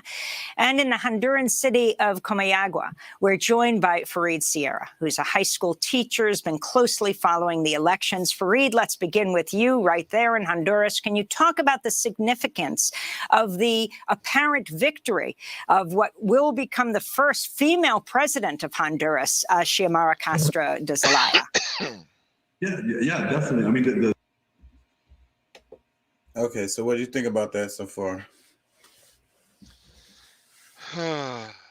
What is well, you may not know either, but the population of Honduras is majority what? Natives? You talking about the ethnicity? Yeah. Dark-skinned native type people, yes. Why they choose her over somebody else that's a part of the... I be hating that shit. That's a way to watch the news too. That's how you learn too, because people like it's kind of like how America has the view of Africa, like it's as a whole one thing, like Africans, right? Like he's from Africa, he's just an African. Like they don't like dismissing all the different parts of Africa, and they have an image of Africans already in their head of what that is, and it's because of shit like this. Yeah, I agree. I don't get it. Like, I mean, this is a time for y'all to rely on yourselves and like, who better to look out for you than you? Well, this lady is she's obviously, you talking about the one who won? Or are you talking about the lady who is on this show? Well, no, I mean because I mean I don't know. The first thing that struck me to what this lady's saying in the video is she claimed victory. That didn't. I don't know. That it made me feel weird. Well, because they said the votes wasn't all the way in, but they already. It's kind of like how you do the elections here. When even before the election is over, they claim victory because it's like a landslide. Like the numbers aren't in the other person's favor to win. Man, who else was like up in the like? Is it like? Do we know who the other candidates were? They briefly talked about it just now. It that I mean that's kind of beside the point. Like Honduras just came out of a coup. They get couped all the time, and the leaders get installed. Because I'll be talking about the Central America all the time because it has to do with the trade. We be talking about all the time with the big ships because they come through there. You don't see this as being another coup? You don't see this as being a part of the same coup? Like one gets washed out, and now because the Honduran president was dark skinned. Yeah, but it's not always like this. The skin tone is not enough to I get it. All right, I feel you because like I feel you, but like I mean you asking me, I'm just I had no idea what you was coming with. They have an elitist group too, like other places in South America. It's kind of post-colonial how they do that with it's like that. Historically, I know in Haiti they did that specifically where they put the lighter skinned people in charge and shit like that. So they create this kind of like elite group, a hierarchy, based on skin tone. They did the same thing in South Africa. So that's a thing. So when they send somebody into the world to negotiate and discuss issues with Honduras, they'll better work with somebody who's light skinned, right?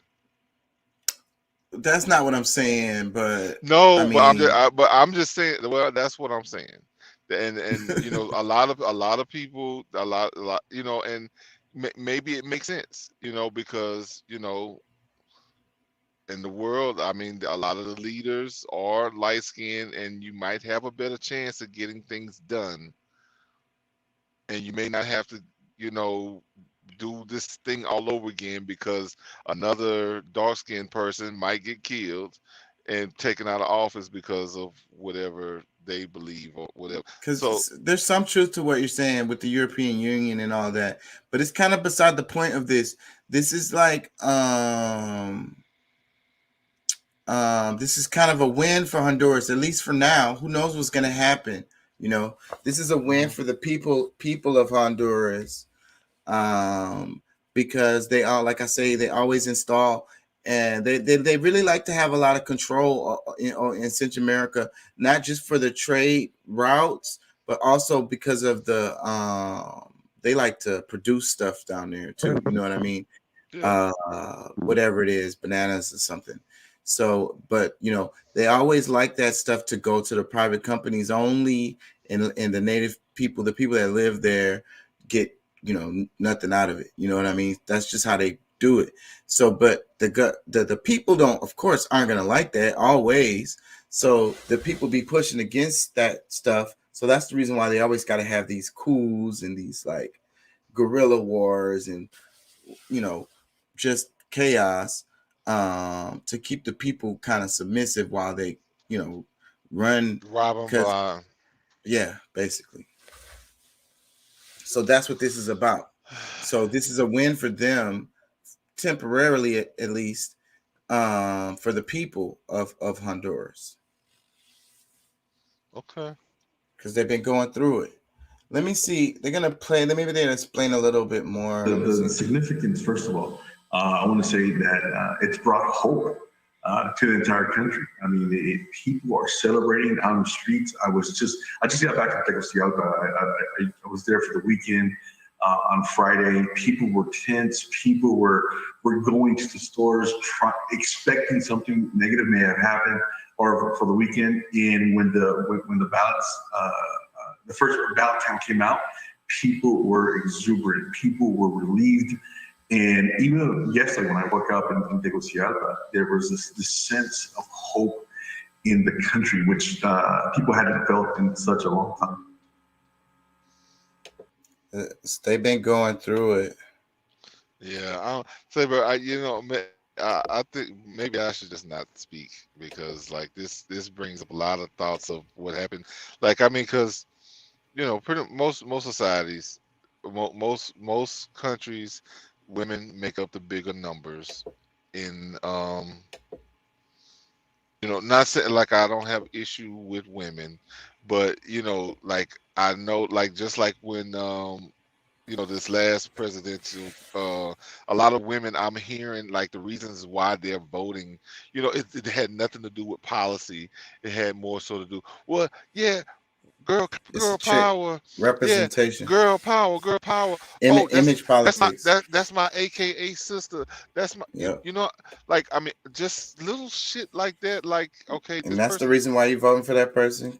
Come on. Yeah, like, and I don't know, like, that's just it's kind of the feeling I'm getting because, like, if the woman is like the best, truly, has a great like a good history of, looking out for the people, caring, what happens to people, because, a lot of times somebody that's in a position like this probably already has some money somewhere or he got backing and they're not really in need of money. They just want to, some of these people just want to do the right thing.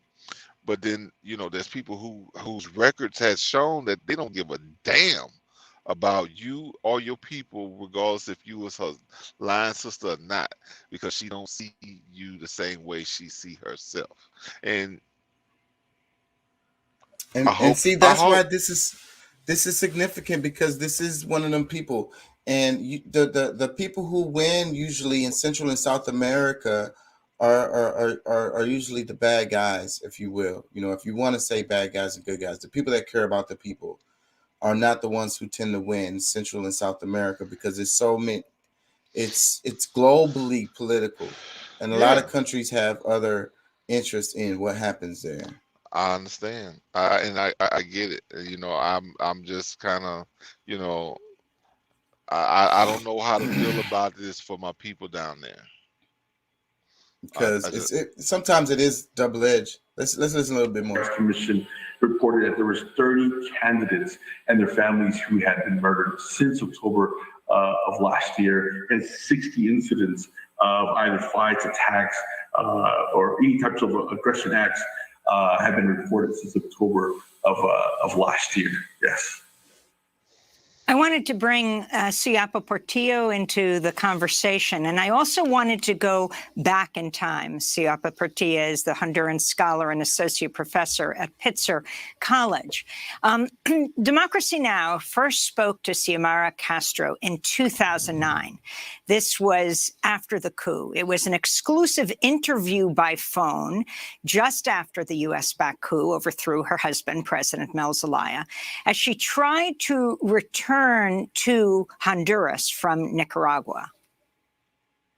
¿Qué pasaría si alguien entrara a su casa, la golpeara a usted, golpeara a su familia y después este mismo agresor quiera sentarse con usted y decirle, dejo de molestarte si me entregas tu casa y si te sales de este país? Es lo mismo que están haciendo con el presidente. What would you do if people came into your house and beat you and beat your family, and then this aggressor wanted to sit down with you and say, okay, be nice and stay out of the country? Imagínese usted, el presidente Zelaya, que le han violentado todos sus derechos, que han inventado acusaciones que no las tenían en el momento en que él era presidente, porque nunca presentaron una orden de captura. Imagine, they have violated the president's rights. They've invented accusations of crimes against him when they never presented any order of arrest. Lo sacaron amarrado de su país. They took him out, tied up, a otro país. Transferred him to another country. Y ahora lo sientan a negociar. And now they sit him down to negotiate with the criminals. So that was Xiomara Castro in 2009 on the Honduran-Nicaraguan border. In 2011, Democracy Now! Flew back with Mel and Xiomara Zelaya from Nicaragua to Honduras. I interviewed Xiomara Castro again, talking to her in a coffee shop in Honduras, asking her about the possibility of her seeking office, about her becoming president. So you could run for president if you chose. Yes. The law does not stop me. That is very clear. The law does not stop me. The law does stop Mel from doing that. Because the process of the same law establishes that the only one president can be president for 4 years. You're saying that President Zelaya did not serve out his full term. Is there any kind of allowance that is made for that? Same thing happened to President Aristide in Haiti. No, la verdad es que eso no se ha establecido. No established procedure to make that happen. And of course, that's exactly what Xiomara Castro has done today.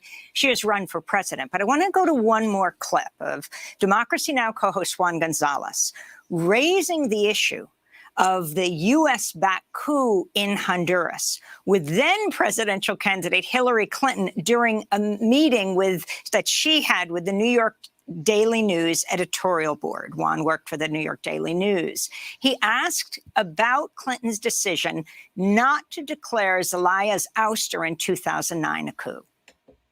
Do you have any concerns about the role that you played in that particular situation, even not necessarily being in agreement with your top aides in the State Department?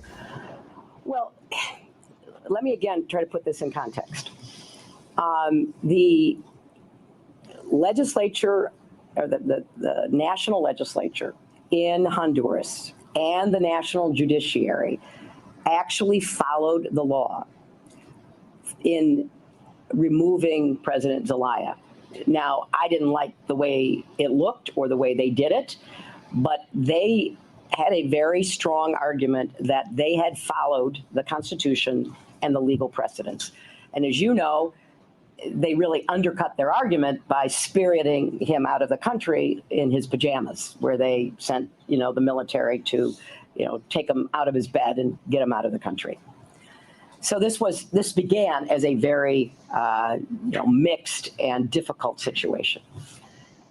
If the United States government declares a coup, you immediately have to shut off all aid, including humanitarian aid, the Agency for International Development Aid, the support that we were providing at that time for a lot of very poor people. And that triggers a legal necessity. There's no way to get around it. So our assessment was we will just make the situation worse by punishing the Honduran people if we declare a coup and we immediately have to stop all aid for the people. But we should slow walk and try to stop anything that the government could take advantage of without calling it a coup. So that's Democratic presidential candidate Hillary Clinton, who was Secretary of State, Juan Gonzalez, questioning her about why the U.S. had not declared what happened in Honduras a coup. Suyapa Portillo. All right, so that was a lot. What do you think about it? Interesting. See, that's the reason why I cover this stuff, is because what I be trying to get people to understand is that politics is global, and what everything happens is global. Like, you know, it has global implications. You know what I mean? And so that's the reason why I follow politics around the world, especially the Caribbean, Central America, UK, certain areas like that. I cover that politics because it's all connected. Yeah. No. I mean, look, I know that. I mean, this whole what they consider that the new world order that's coming has been here for. It's been going on for decades already.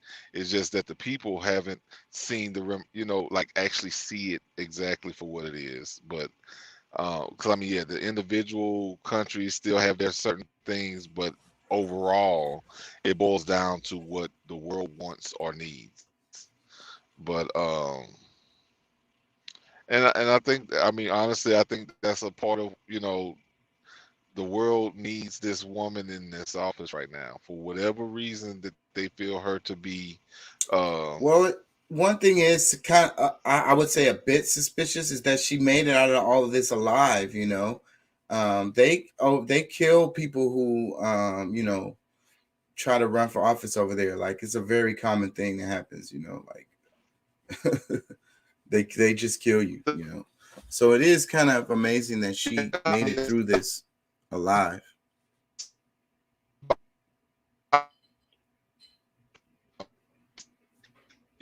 You're breaking up.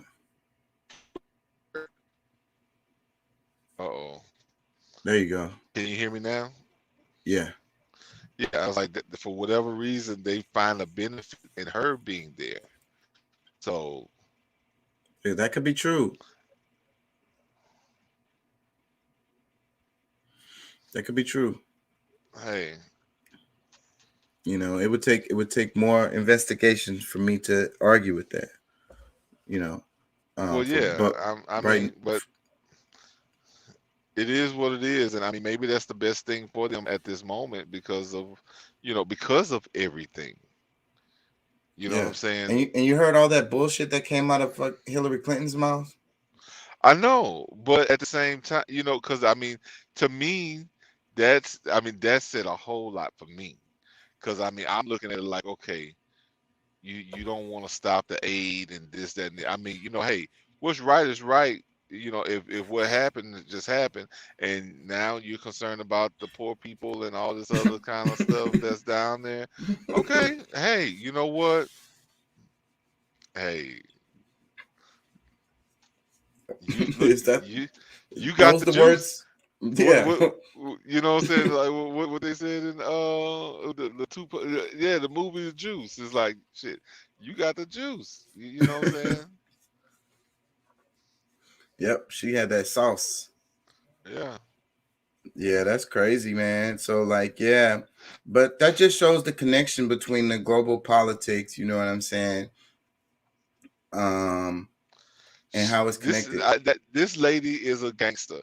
I'm just gonna tell you right now, like she a gangster. Had to be. Her name is Castro.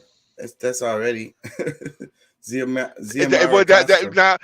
I mean, honestly, like that was one of the first things that struck me is like, with Castro. Okay, so that that was one look, but after hearing everything, and then she's getting pretty much, you can say, like a cosign. Her living is a cosign. I can't really argue with that because they do kill them. They do not hesitate to kill people who run for the people who do the journalists, everybody. They do not care. Say the wrong stuff in that part of the world. She probably life is cheap. She might have been the one to call for all that shit to happen. And like said, bro, like I'm speculating. I'm just telling y'all, like, I'm speculating, but at the same time, like, these things don't just happen. Like, it's so much. There's so much thought that goes into all of this. Like, it's it is what it is, bro. It is what it is. Well, shit, if you gotta go, I'm gonna let you go, and I'm gonna stay on a little while longer. Yeah, I'll be good to go the rest of this week. I got a a strict schedule in the morning, and I can't be lollygagging, so that's why I gotta. All right, man. Well, I appreciate your time, like always. For sure, man. But like I said, I'll be good to go tomorrow night, Saturday night, because I'm, I get past tomorrow morning. The rest of it is easy selling throughout the weekend. Yeah, and I'm gonna try to put together a good show because I really want to make at least one good show this week. So these next 2 shows, I'm gonna take yesterday my was time. oh man, I was so upset about yesterday, bro. Say, bro, that was, that's some of my shit. Like, Good conversation, yeah. Hell yeah. Like, I mean, it's so much shit to it. Like, we might need to come back to some of that. You know what I'm saying? But Okay. however, yeah. But yeah, man, look, always glad to be here, Everybody, y'all have a good night, and I'll see y'all tomorrow night. All right, man. Peace and love. Thank you for being here. For sure. Peace. Have a good night. Sleep good. I will. All right, man. Yeah, so I'm gonna play a bit of this video and take a quick intermission. Honduran scholar, associate professor at Pitzer College. Can you talk about this U.S. history with Honduras, which leads right into the massive flow of migrants from Honduras, asylum seekers, to the United States? Thank you so much, Amy. Listening to these comments brings chills up my back because, as a scholar and as a Honduran, we followed all those incidents day by day, moment by moment, waiting for the Obama administration to declare this a coup so that constitutional order could come back to the country. And of course, he didn't have that courage. Neither did Secretary of State Hillary Clinton. So the other thing I want to say is that this win for Honduras is a testament to bottom-up organizing, to people without money, without any resources, facing exodus, facing migration, facing great violence, took to the streets peacefully to say enough is enough. We are voting against a narco dictatorship, but also against a nationalist party, against and voting for the dead. Many of the social media posts from people celebrating almost in tears was we're voting for the dead, for those who perished since the coup d'etat. So the history, I find that the history of the United States has been a history of intervention. The 2009 coup under a Democratic presidential administration was the most tragic event of the 21st century in not just Central America, but in Latin America. It's a shameful moment in the Obama administration, and also demonstrates sort of the U.S. lack of care for Central America, right? That constitution that Zelaya wanted to change was written during the Cold War period, during Reagan. Right? It was a constitution that was antiquated, that needs change, that didn't reflect the community now. Linking Honduras to Venezuela or linking Honduras to, was irrelevant. Honduras has a different history, has a different, kind of, colonization by, United States politics since the early 20th century and even before.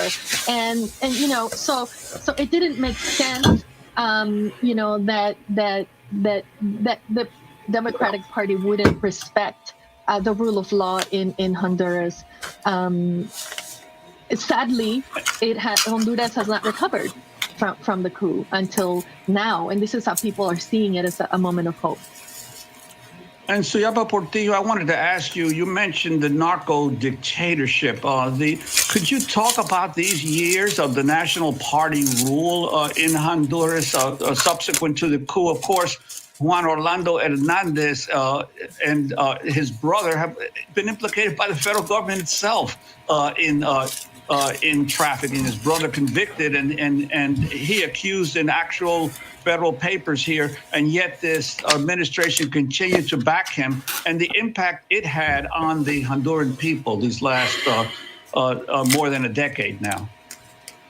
I think what's really happening is that the United States allowed for the Nationalist Party to take over in January of 2010, right, 6 months after the coup. They saw that the Liberal Party was imploding by, because the coup came within the Liberal Party, and so they supported Pepe Lobo. There was in January 2010 when the extraordinary elections were held, there was 60% absenteeism.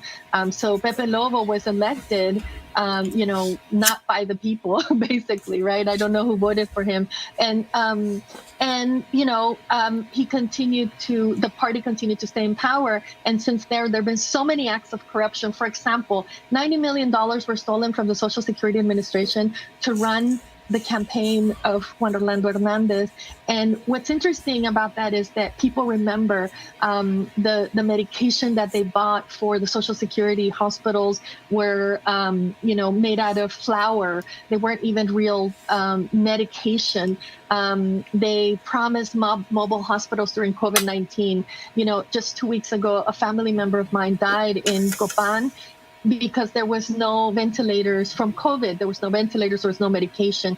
Family members have to bring medication from pharmacies into the hospital. So the situation is dire, right? There's people dying because of violence, because of narco trafficking violence. There's people dying because of gang violence, but then there's also people dying because the hospitals are not sourced with medication or ventilators. There was also the accusation of, by the New York federal court, there has been, firing of the Supreme Court magistrates and imposing these very conservative people. The really most amazing thing that has happened in Honduras to this point has been the last two cases that have been won by the people. One is the Berta Cáceres case, and two is the Vicky Hernandez case in the Inter-American Court of Human Rights. But until 2020, 2021, there seemed to be no justice for Honduras. It seemed like the Nationalist Party kept, corruption up to date. And, the most shocking thing is that when Orlando Hernandez allies with Trump, the Trump administration, right? So it shows their opportunism, right? They work with whoever will give them what they want. And the last thing I think that really rubbed people the wrong way was these laws that were passed earlier this year. One, enshrining in the Constitution that abortion is illegal and gay marriage is illegal. Two things that were already illegal in the country, but enshrining them in the Constitution so that they could not be changed. And the other thing was the passing of the law of the zones of economic development, which meant that national land could be sold to private investors for private cities. All of these corruptions, laws being passed without discussion, without proper voting by Congress people, really showed the Honduran people just how cruel the Nationalist Party was and how they didn't care about them. And I think that that's how they voted in response to this, their actions, right? I mean, I could go on all morning about all the acts of corruption and, both significant and small acts, and also, regional issues happening. I wanted to ask you also. Yeah, so I don't want to play that whole video, but I think we should pay more attention to global politics and try to have a good idea of what actually is happening. Because it affects you. And I be saying that all the time, but I think people don't, because I say it all the time because I don't think people believe it. Because they don't believe that what's happening in Honduras affects you here in Houston. But it does, buddy.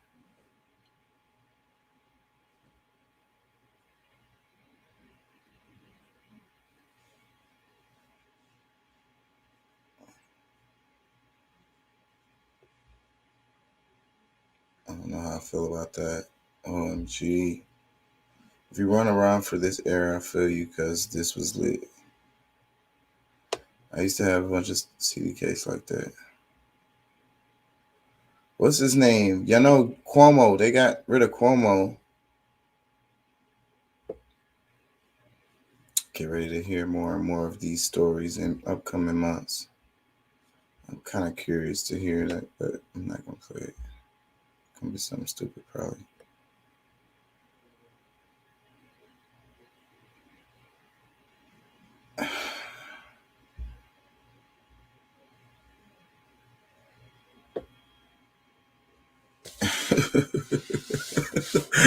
So sick of hustle culture. Content creators be like, wake up at 4 a.m. and get out of bed immediately. And then what? Be poor in my kitchen? Shut up. It's like, oh my God, bro. I used to be part of one of them pyramid schemes. Like, I'm not going to say the name. I almost said it. But that's what they always tell you. Oh, that's why you haven't made it, because you like to sleep. We don't sleep at all. I get 2 hours of sleep every night. I'm back on it. The other guy's like, shit, all I need is an hour and a half nap. I be on it. Tomorrow I go to my job and then I go to my job. You know what I mean? That's what I do.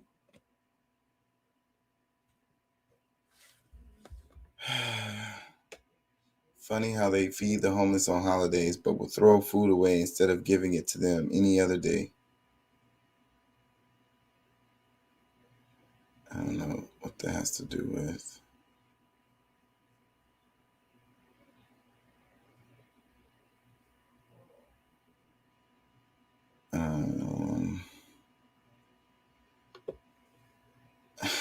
What? Not even gonna say that shit.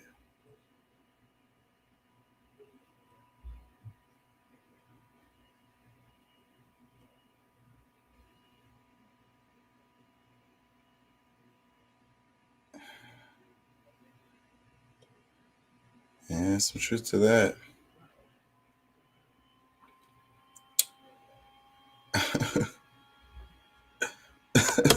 Santa Claus.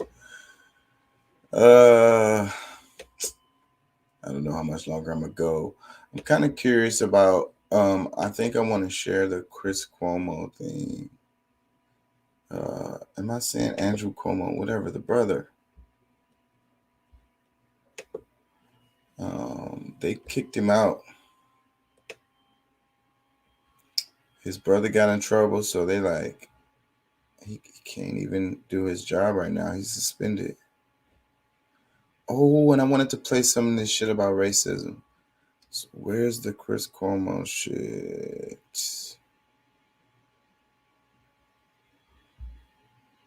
No way it's this far back. Oh.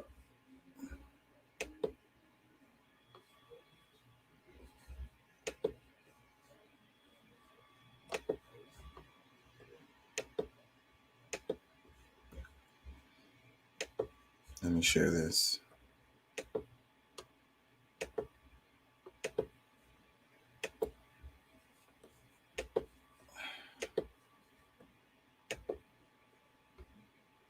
Host Chris Cuomo indefinitely after new details emerged showing that he was more involved with helping his brother, former New York Governor Andrew Cuomo, during the ongoing misconduct allegations than was previously known. Now, I'm going to get to my thoughts on all of this in a bit here, but first, let's get to some of these details that just released this week.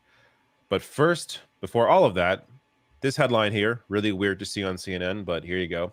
CNN suspends Chris Cuomo indefinitely. They go on to say here, quote, the New York Attorney General's office released transcripts and exhibits Monday that shed new light on Chris Cuomo's involvement in his brother's defense. A CNN spokesperson said Tuesday evening, quote, the documents, which we were not privy to before their public release, raise serious questions. These documents point to a greater level of involvement in his brother's efforts than we previously knew, the spokesperson added. As a result, we have suspended Chris indefinitely pending further evaluation. So, will he be back? I don't think so. It's gotten to the point now where I can't imagine with what has come out, and I'll get to some of the details here in a second, that they will bring him back, especially because of the anger that is apparently going on within CNN. The other journalists there just completely baffled that it's taken this long for CNN to suspend him after it came out that Cuomo had helped his brother behind the scenes during those ongoing misconduct allegations. Now, look, before I get to any more details here, yes, of course, they're brothers. Of course, he's going to be supportive of Andrew Cuomo because he's his brother. He's going to try and help him. But the issue here, the main issue here, is that Chris Cuomo used his status, his power as a mainstream media host in helping his brother. So this is really where we get to, I mean, I've discussed over and over again how oftentimes these mainstream media hosts don't actually represent the public when they're reporting on these various stories. But here is just a clear example, an undeniable example of him helping a prominent politician, the New York governor, and working actively against the public in doing so. So let me get some more details here. This from, again, actually not CNN. This from AP News. So the CNN anchor had pressed sources for information on his brother's accusers and reported back to the governor's staff and was active helping to craft their response to the changes, according to emails and a transcript of his testimony before investigators working for State Attorney General Letitia James. Quote, so these are just some of the text messages here. This is, I'll read a few of them. I mean, I'll link to this below the video so you can read through more of them if you want, but some ones that stand out here, this in the Washington Post. Quote, I have a lead on the wedding girl, Chris Cuomo wrote to DeRosa, which was Andrew Cuomo's top advisor, on March 4th, an apparent reference to Anna Rush, who accused the governor of touching her improperly at a wedding in a story published by the New York Times on March 1st. On March 12th, he sent DeRosa the draft of a never-released statement for his brother to use to explain why, quote, he cannot and will not resign the governorship. Cuomo advised his older brother to say that he understands why the accusations were being made, referring to the charges as acts of political warfare. He wrote that the then governor should say that he understands the conformity that can be forced by cancel culture. So, a couple of things here. First, Cuomo, when he came out and first admitted to helping his brother behind the scenes, he said that, yes, I advised my brother to resign. He did not mention that he told his brother over and over again, apparently, that he cannot and will not resign. And also, when Andrew Cuomo came out and began talking about cancel culture, when all these allegations were coming out, a lot of people just, I mean, we all laughed. It was so ridiculous to try and claim cancel culture when there are these serious allegations being made against you. Well, apparently that idea of using cancel culture came from Chris Cuomo. And he also went on to tell Andrew Cuomo's top advisor, no resign, no resign, no resign. Again, even though Cuomo claimed that he advised his brother to resign, I guess at some point, eventually he did. Clearly, he was instrumental in keeping. Okay, that's enough of that. I just find it interesting. If you guys watch the news, then you know, that guy's a pretty big anchor, you know, on the news. So that's why I find it interesting that, you know, kind of because his brother got in trouble, that he's getting it too. It's kind of weird too. Because it doesn't sound like he really did anything against the law.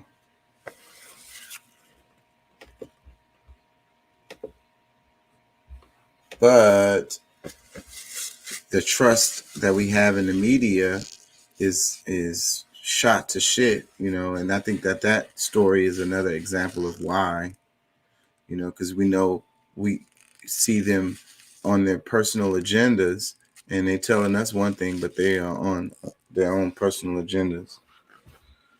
So knowing that people, like I always say, if they're an anchor that get paid a lot of money, someone is paying them to say those words that's coming out of their mouth. So you can't really trust them. You know, as far as the information, you can use the data, but you can't think that what they're saying is what they really feel or what they really mean or what's their real true thoughts, on the subject. Because 9 times out of 10, it's not going to be, especially if it's if they're getting paid a lot of money, then the words that's coming out of their mouth are really not their words. They're someone else's words. That's why they get paid so much money.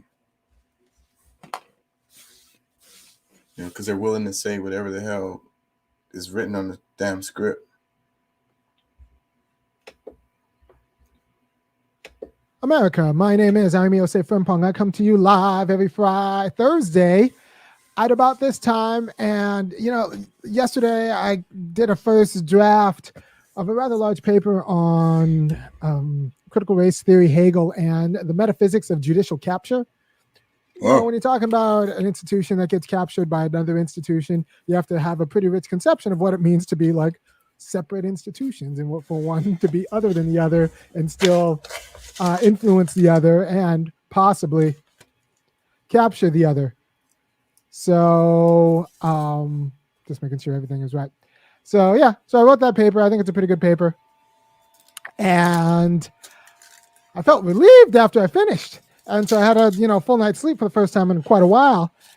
Then, I started reading Dope Sick, the Beth Macy book. I binge watched the Hulu series, and I thought it was so good that I got the book. So I got the book. It came yesterday, and I started reading it this morning. I'm already on page 50. It's fascinating. So we're going to talk about what addiction has taught me about racism.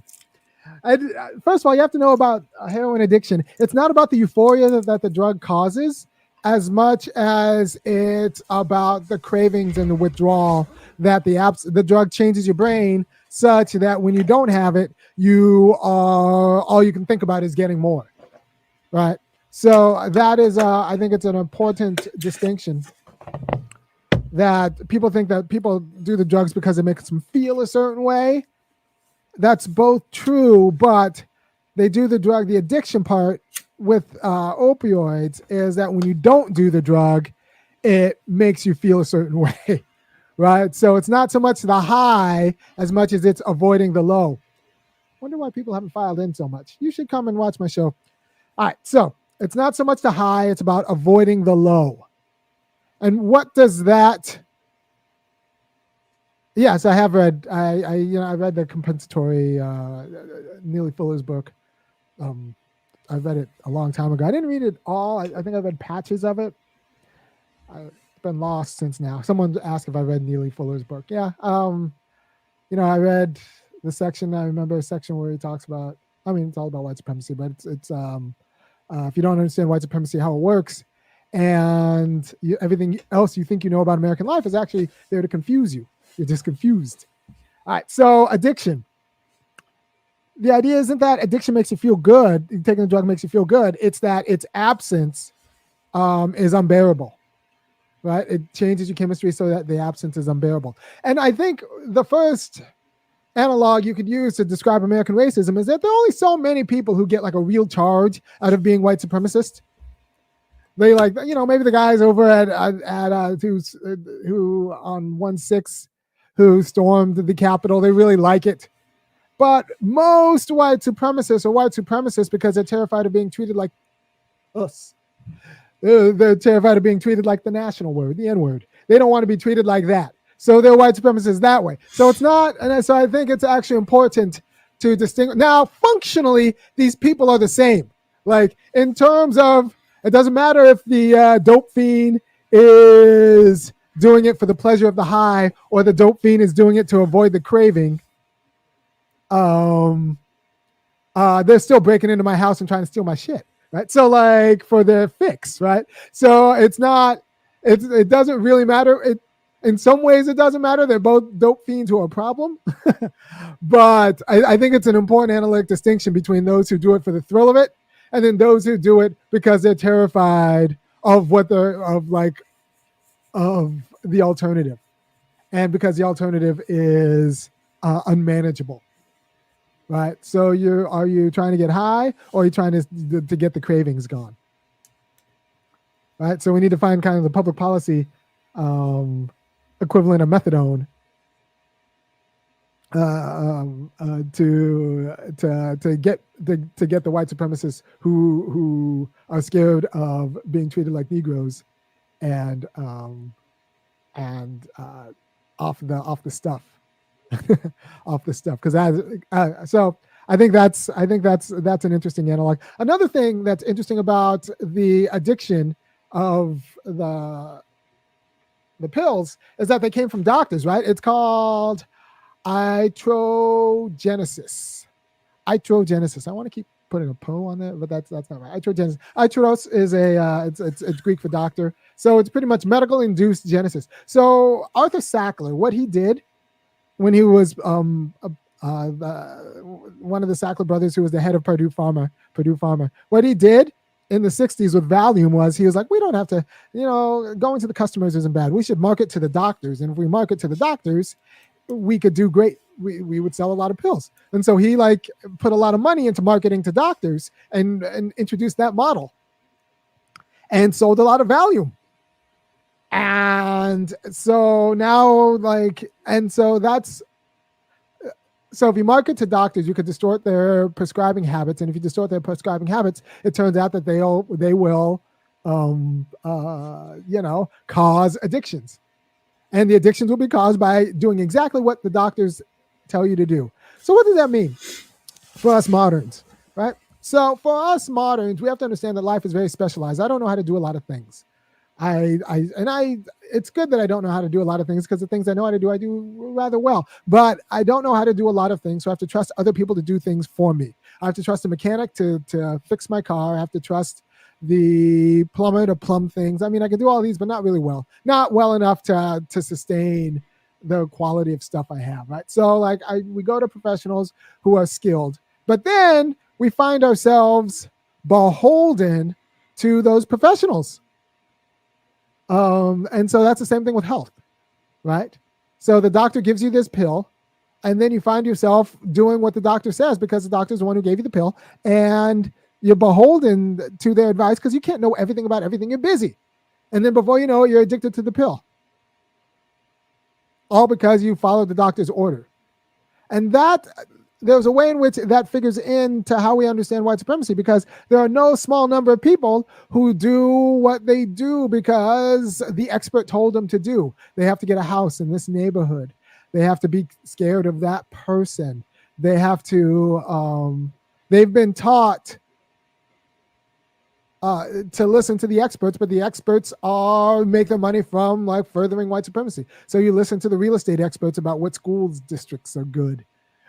Right, so that's that's one example of that. That'll just end in white supremacy, right? So you listen to experts who themselves have been, and you want to do what's best for your kids. Let's be honest. A lot of parents don't know what it means to be a good parent, and so they are scared of screwing it up, and so they'll listen to someone who seems like they know what to do. In raising their kids, about what it means to be a good school, and they don't want to be responsible for screwing up their kids, so they'll do it. And that's the same with people just taking medication. They'll do what their doctor tells them to do because they don't want to be responsible for killing themselves. And that's how you get an expert-driven, and depending on who, an expert-driven epidemic. It was driven by doctors, and depending on who you talk to, the financial crisis in 2008 was a lot of economists with PhDs, other kind of doctors, saying that this is great, these incentives are fine, it's not going to be that big of a deal. And it turns out that all of those doctors led us to a financial cliff. So what does it mean that the experts are the ones who will lead us to addiction, that they will not have responsibility for solving themselves, right? So that's all of the people in the bail bondsmen, all of the people who make money off of American racism, and then do not have to actually deal with the after effects of American racism. So we have a nation that's kind of been made addicted by listening to experts on anti-Black racism. They've organized their lives such that it depends on the steady degradation of Black people. And they do so not because they're necessarily bad, but because the experts told them that this is what a good school means. Like, this is what a good spouse means. Like, this is what it is to raise your kids. This is what a good job means. A good job that includes treating Black people like trash is still a good job because the expert told you that a good job is tied to money, not like a quality of life. A quality of doing justice, right? So you have to consider that listening to experts in this America will just reproduce all of these. Political experts will tell you, well, don't talk about Black issues. If you want, job hunting experts will say, like, don't run a podcast where you tell the truth about white supremacy if you want a job. And yet here I am doing it. And by the way, if you support me doing it, which I think you should, because the experts tell people not to do this, Yeah, that guy is heavy. It's kind of hard to follow sometimes too. To really pay attention. I usually watch him twice. Yeah. Anyways, basically what he was saying is how white supremacy is set up in the States. They are the experts. And so they're just going to reproduce themselves. So even the people that aren't with this system, it doesn't matter because the system just keeps reproducing itself. That's the thing. The only way to fix that is to recognize the systemic issues that are related to it. Anyways, we're almost at 3 hours. I think I'm going to wrap it. It's 2 a.m. where I am in Texas. I do have to work tomorrow and other things. So thank y'all for being here. I hope y'all learned something.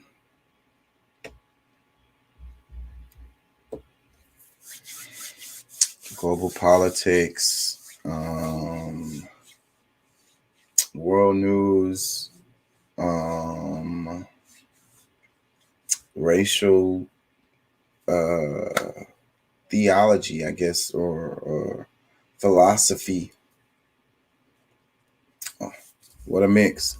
It's pretty interesting to me, though. It really is, helping to understand, to get people to understand the world, to be able to see things. That's what I'm trying to do with the channel. Like they say, art, it helps you see. Real art helps you see. So I'm trying to make art here. Like Picasso, the kind of, shocks you. So, and for you to understand the world, you kind of got to look at different parts, right? You can't look at the whole thing at one time, even though it's all connected. But to connect the dots, you got to be looking at random stuff, like I say, global politics, philosophy, history, etymology. I like to focus on cultures. That's what I look at mostly. And that's my way in. But looking at cultures always leads to, and in history. So I look at history and culture, but that always leads into politics. So politics is my side thing that I just study on my own, not even related to school or anything, but because the politics is there in the history, the politics is there in the culture. So when I dig deep into the stuff that I do study, I end up on politics. So that's the reason why I'll be trying to get people to understand the importance of it. Everyone is like, meh, but you need to be aware of what's happening. Yeah, I know it's painful to watch the news, but you have to do it. And politics does matter. So you need to pay attention to that too. Because you can't separate history and politics. You can't separate them. So, and history is what leads to now. Yesterday leads to today.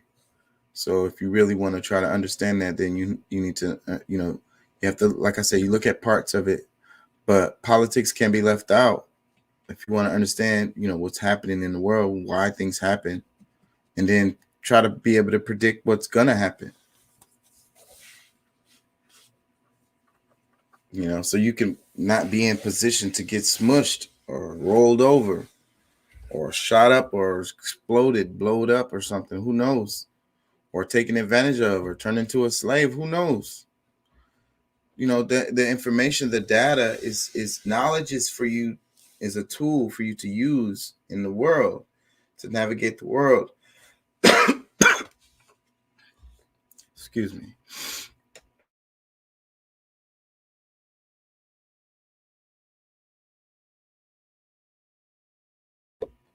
Knowledge is used to help you navigate the world, so you can fight against it, you can push against it, or you can, at the very least, just be able to maneuver yourself out of danger, or not maneuver yourself into danger, because it's like knowing what snakes are poisonous or knowing which mushrooms are poisonous, knowing what not to eat and what to eat, that kind of stuff is what keeps you alive and helps you move around the world. So knowledge is important, and the more of it you have, the more you're able to maneuver this place safely and guide your friends and family to maneuver this place safely. Behooves you to gain more knowledge. Look outside of your country, look at the news from other countries, look at the politics of other countries, look at the history of other countries, look at the cultures of other countries and how they do things. It's important. It's important for all of us to do this. We're in a global world, our neighbor is, there's only one planet, so everyone else on the planet is your neighbor. So love thy neighbor, care about thy neighbor, care about your neighbor's kids and grandkids. That's all. You're not going to do that if you're not aware of what's happening around the world, and I can have some kind of identification, like be able to relate to these people. If you're not even aware of them at all, other than like what the media is telling you or whatever, then you don't have a perception of them at all. So you're not going to have any kind of compassion for these people on the other side of the planet. And you're also not going to see the connections of how, what happens over there affects you over here, because you're not going to want to believe it to be a real thing, because you don't really just want to care. But somebody got to care. That's what I always say. And the connections, global connections, are real. So I recommend you guys look at the stuff around the world. Look at the politics, the history, the culture from around the world. Language. You will understand yourself better. You will understand your nation better. You will understand your neighbors better. Because we live in a global world. Your neighbor's experience may have been very, very different from yours. With their parents, with their upbringing, what country they was born in, all of that. What language they used to speak, what foods they like to eat. Wouldn't it be nice to know a little bit more about their culture? Like, especially if they're your neighbor, like what if it's your friend, learn something about your friend's culture. If it's a different culture than yours, it'll make your life more fruitful. That's for sure. More dynamic.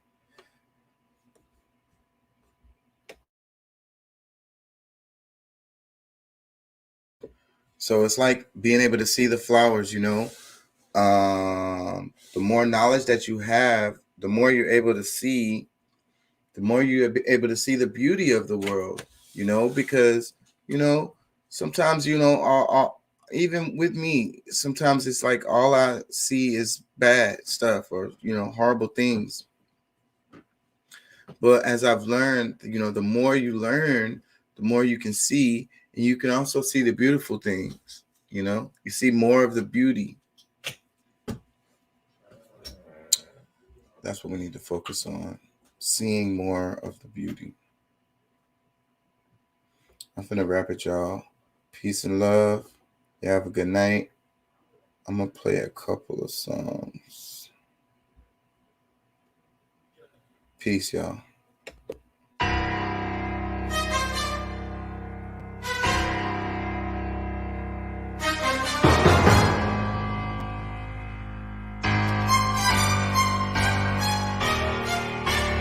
And now, another major production. I'm about to tell you what the real is. Deep down inside, you got to feel it. Emotions have the most number of killings. Pay close attention to your feelings. I'm about to tell you what the deal is. And when I'm talking, all I'm hearing is some crickets. Hurry, honey, run and get your ticket. Just get the money, it's not always the business. Forget the $1 million mission. Sometimes I just want to go fishing instead of physically grinding in the trenches. Finding me using my knowledge, intuition. Chaka not talking while he so distant. Chaka be talking but they don't listen. He's sitting, his brain pumping like a piston. I've been chasing the twilight, now I've been bitten. The city's in my sights as if I was a pigeon. Your role is cast, your dialogue is written, it's past control. You're like a Sims minion, what to do now but roam around in and out of buildings. Seemingly living, touching ceilings, but there's no feeling. Willing and dealing, but really there's no winning. I'm sinning and sinning, so what I'm defending stuff's like prison, stuck in the life out of living. I'm about to tell you what the real is. Deep down inside, you got to feel it. Emotions have the most number of killings. Pay close attention to your feelings. I'm about to tell you what the deal is. And when I'm talking, all I'm hearing is some crickets. Hurry, honey, run and get your ticket. Just get the money, it's not always the business. They say they do it for the money and the power. I'm just trying to get some peace in the shower. Protect what's mine without being a coward. Watch loved ones take time to breathe in the flowers. I've seen these G's get knee deep in powder because he needs to succeed in ours. Fuck your lifestyle, it's weak and it's sour. Fuck your lifestyle, it's weak and it's sour. Watch I come through and do like I do. Watch he come through and lose like he do. I'm a Hebrew, he just evil. We both hate people and church steeples. One thing certain, demons lurking. They be stressing, we be surfing. She be twerking and it look like it's hurting. I be perping, close the curtain. They give you lithium to get rid of that shit? I'm about to tell you what the real is. Deep down inside, you got to feel it. Emotions have the most number of killings. Pay close attention to your feelings. I'm about to tell you what the deal is. And when I'm talking, all I'm hearing is some crickets. Hurry, honey, run and get your ticket. Just get the money, it's not always the business. I'm about to tell you what the real is. Deep down inside, you got to feel it. Emotions have the most number of killings. Pay close attention to your feelings. I'm about to tell you what the deal is. And when I'm talking, all I'm hearing is some crickets. Hurry, honey, run and get your ticket. Just get the money, it's not always the business. You boys think you real. What is real? Whatever it is, it's not you. For real. You know what I'm saying? KCE, we coming. It's the takeover, bitch. Y'all ain't ready. This is some whole new shit. For real.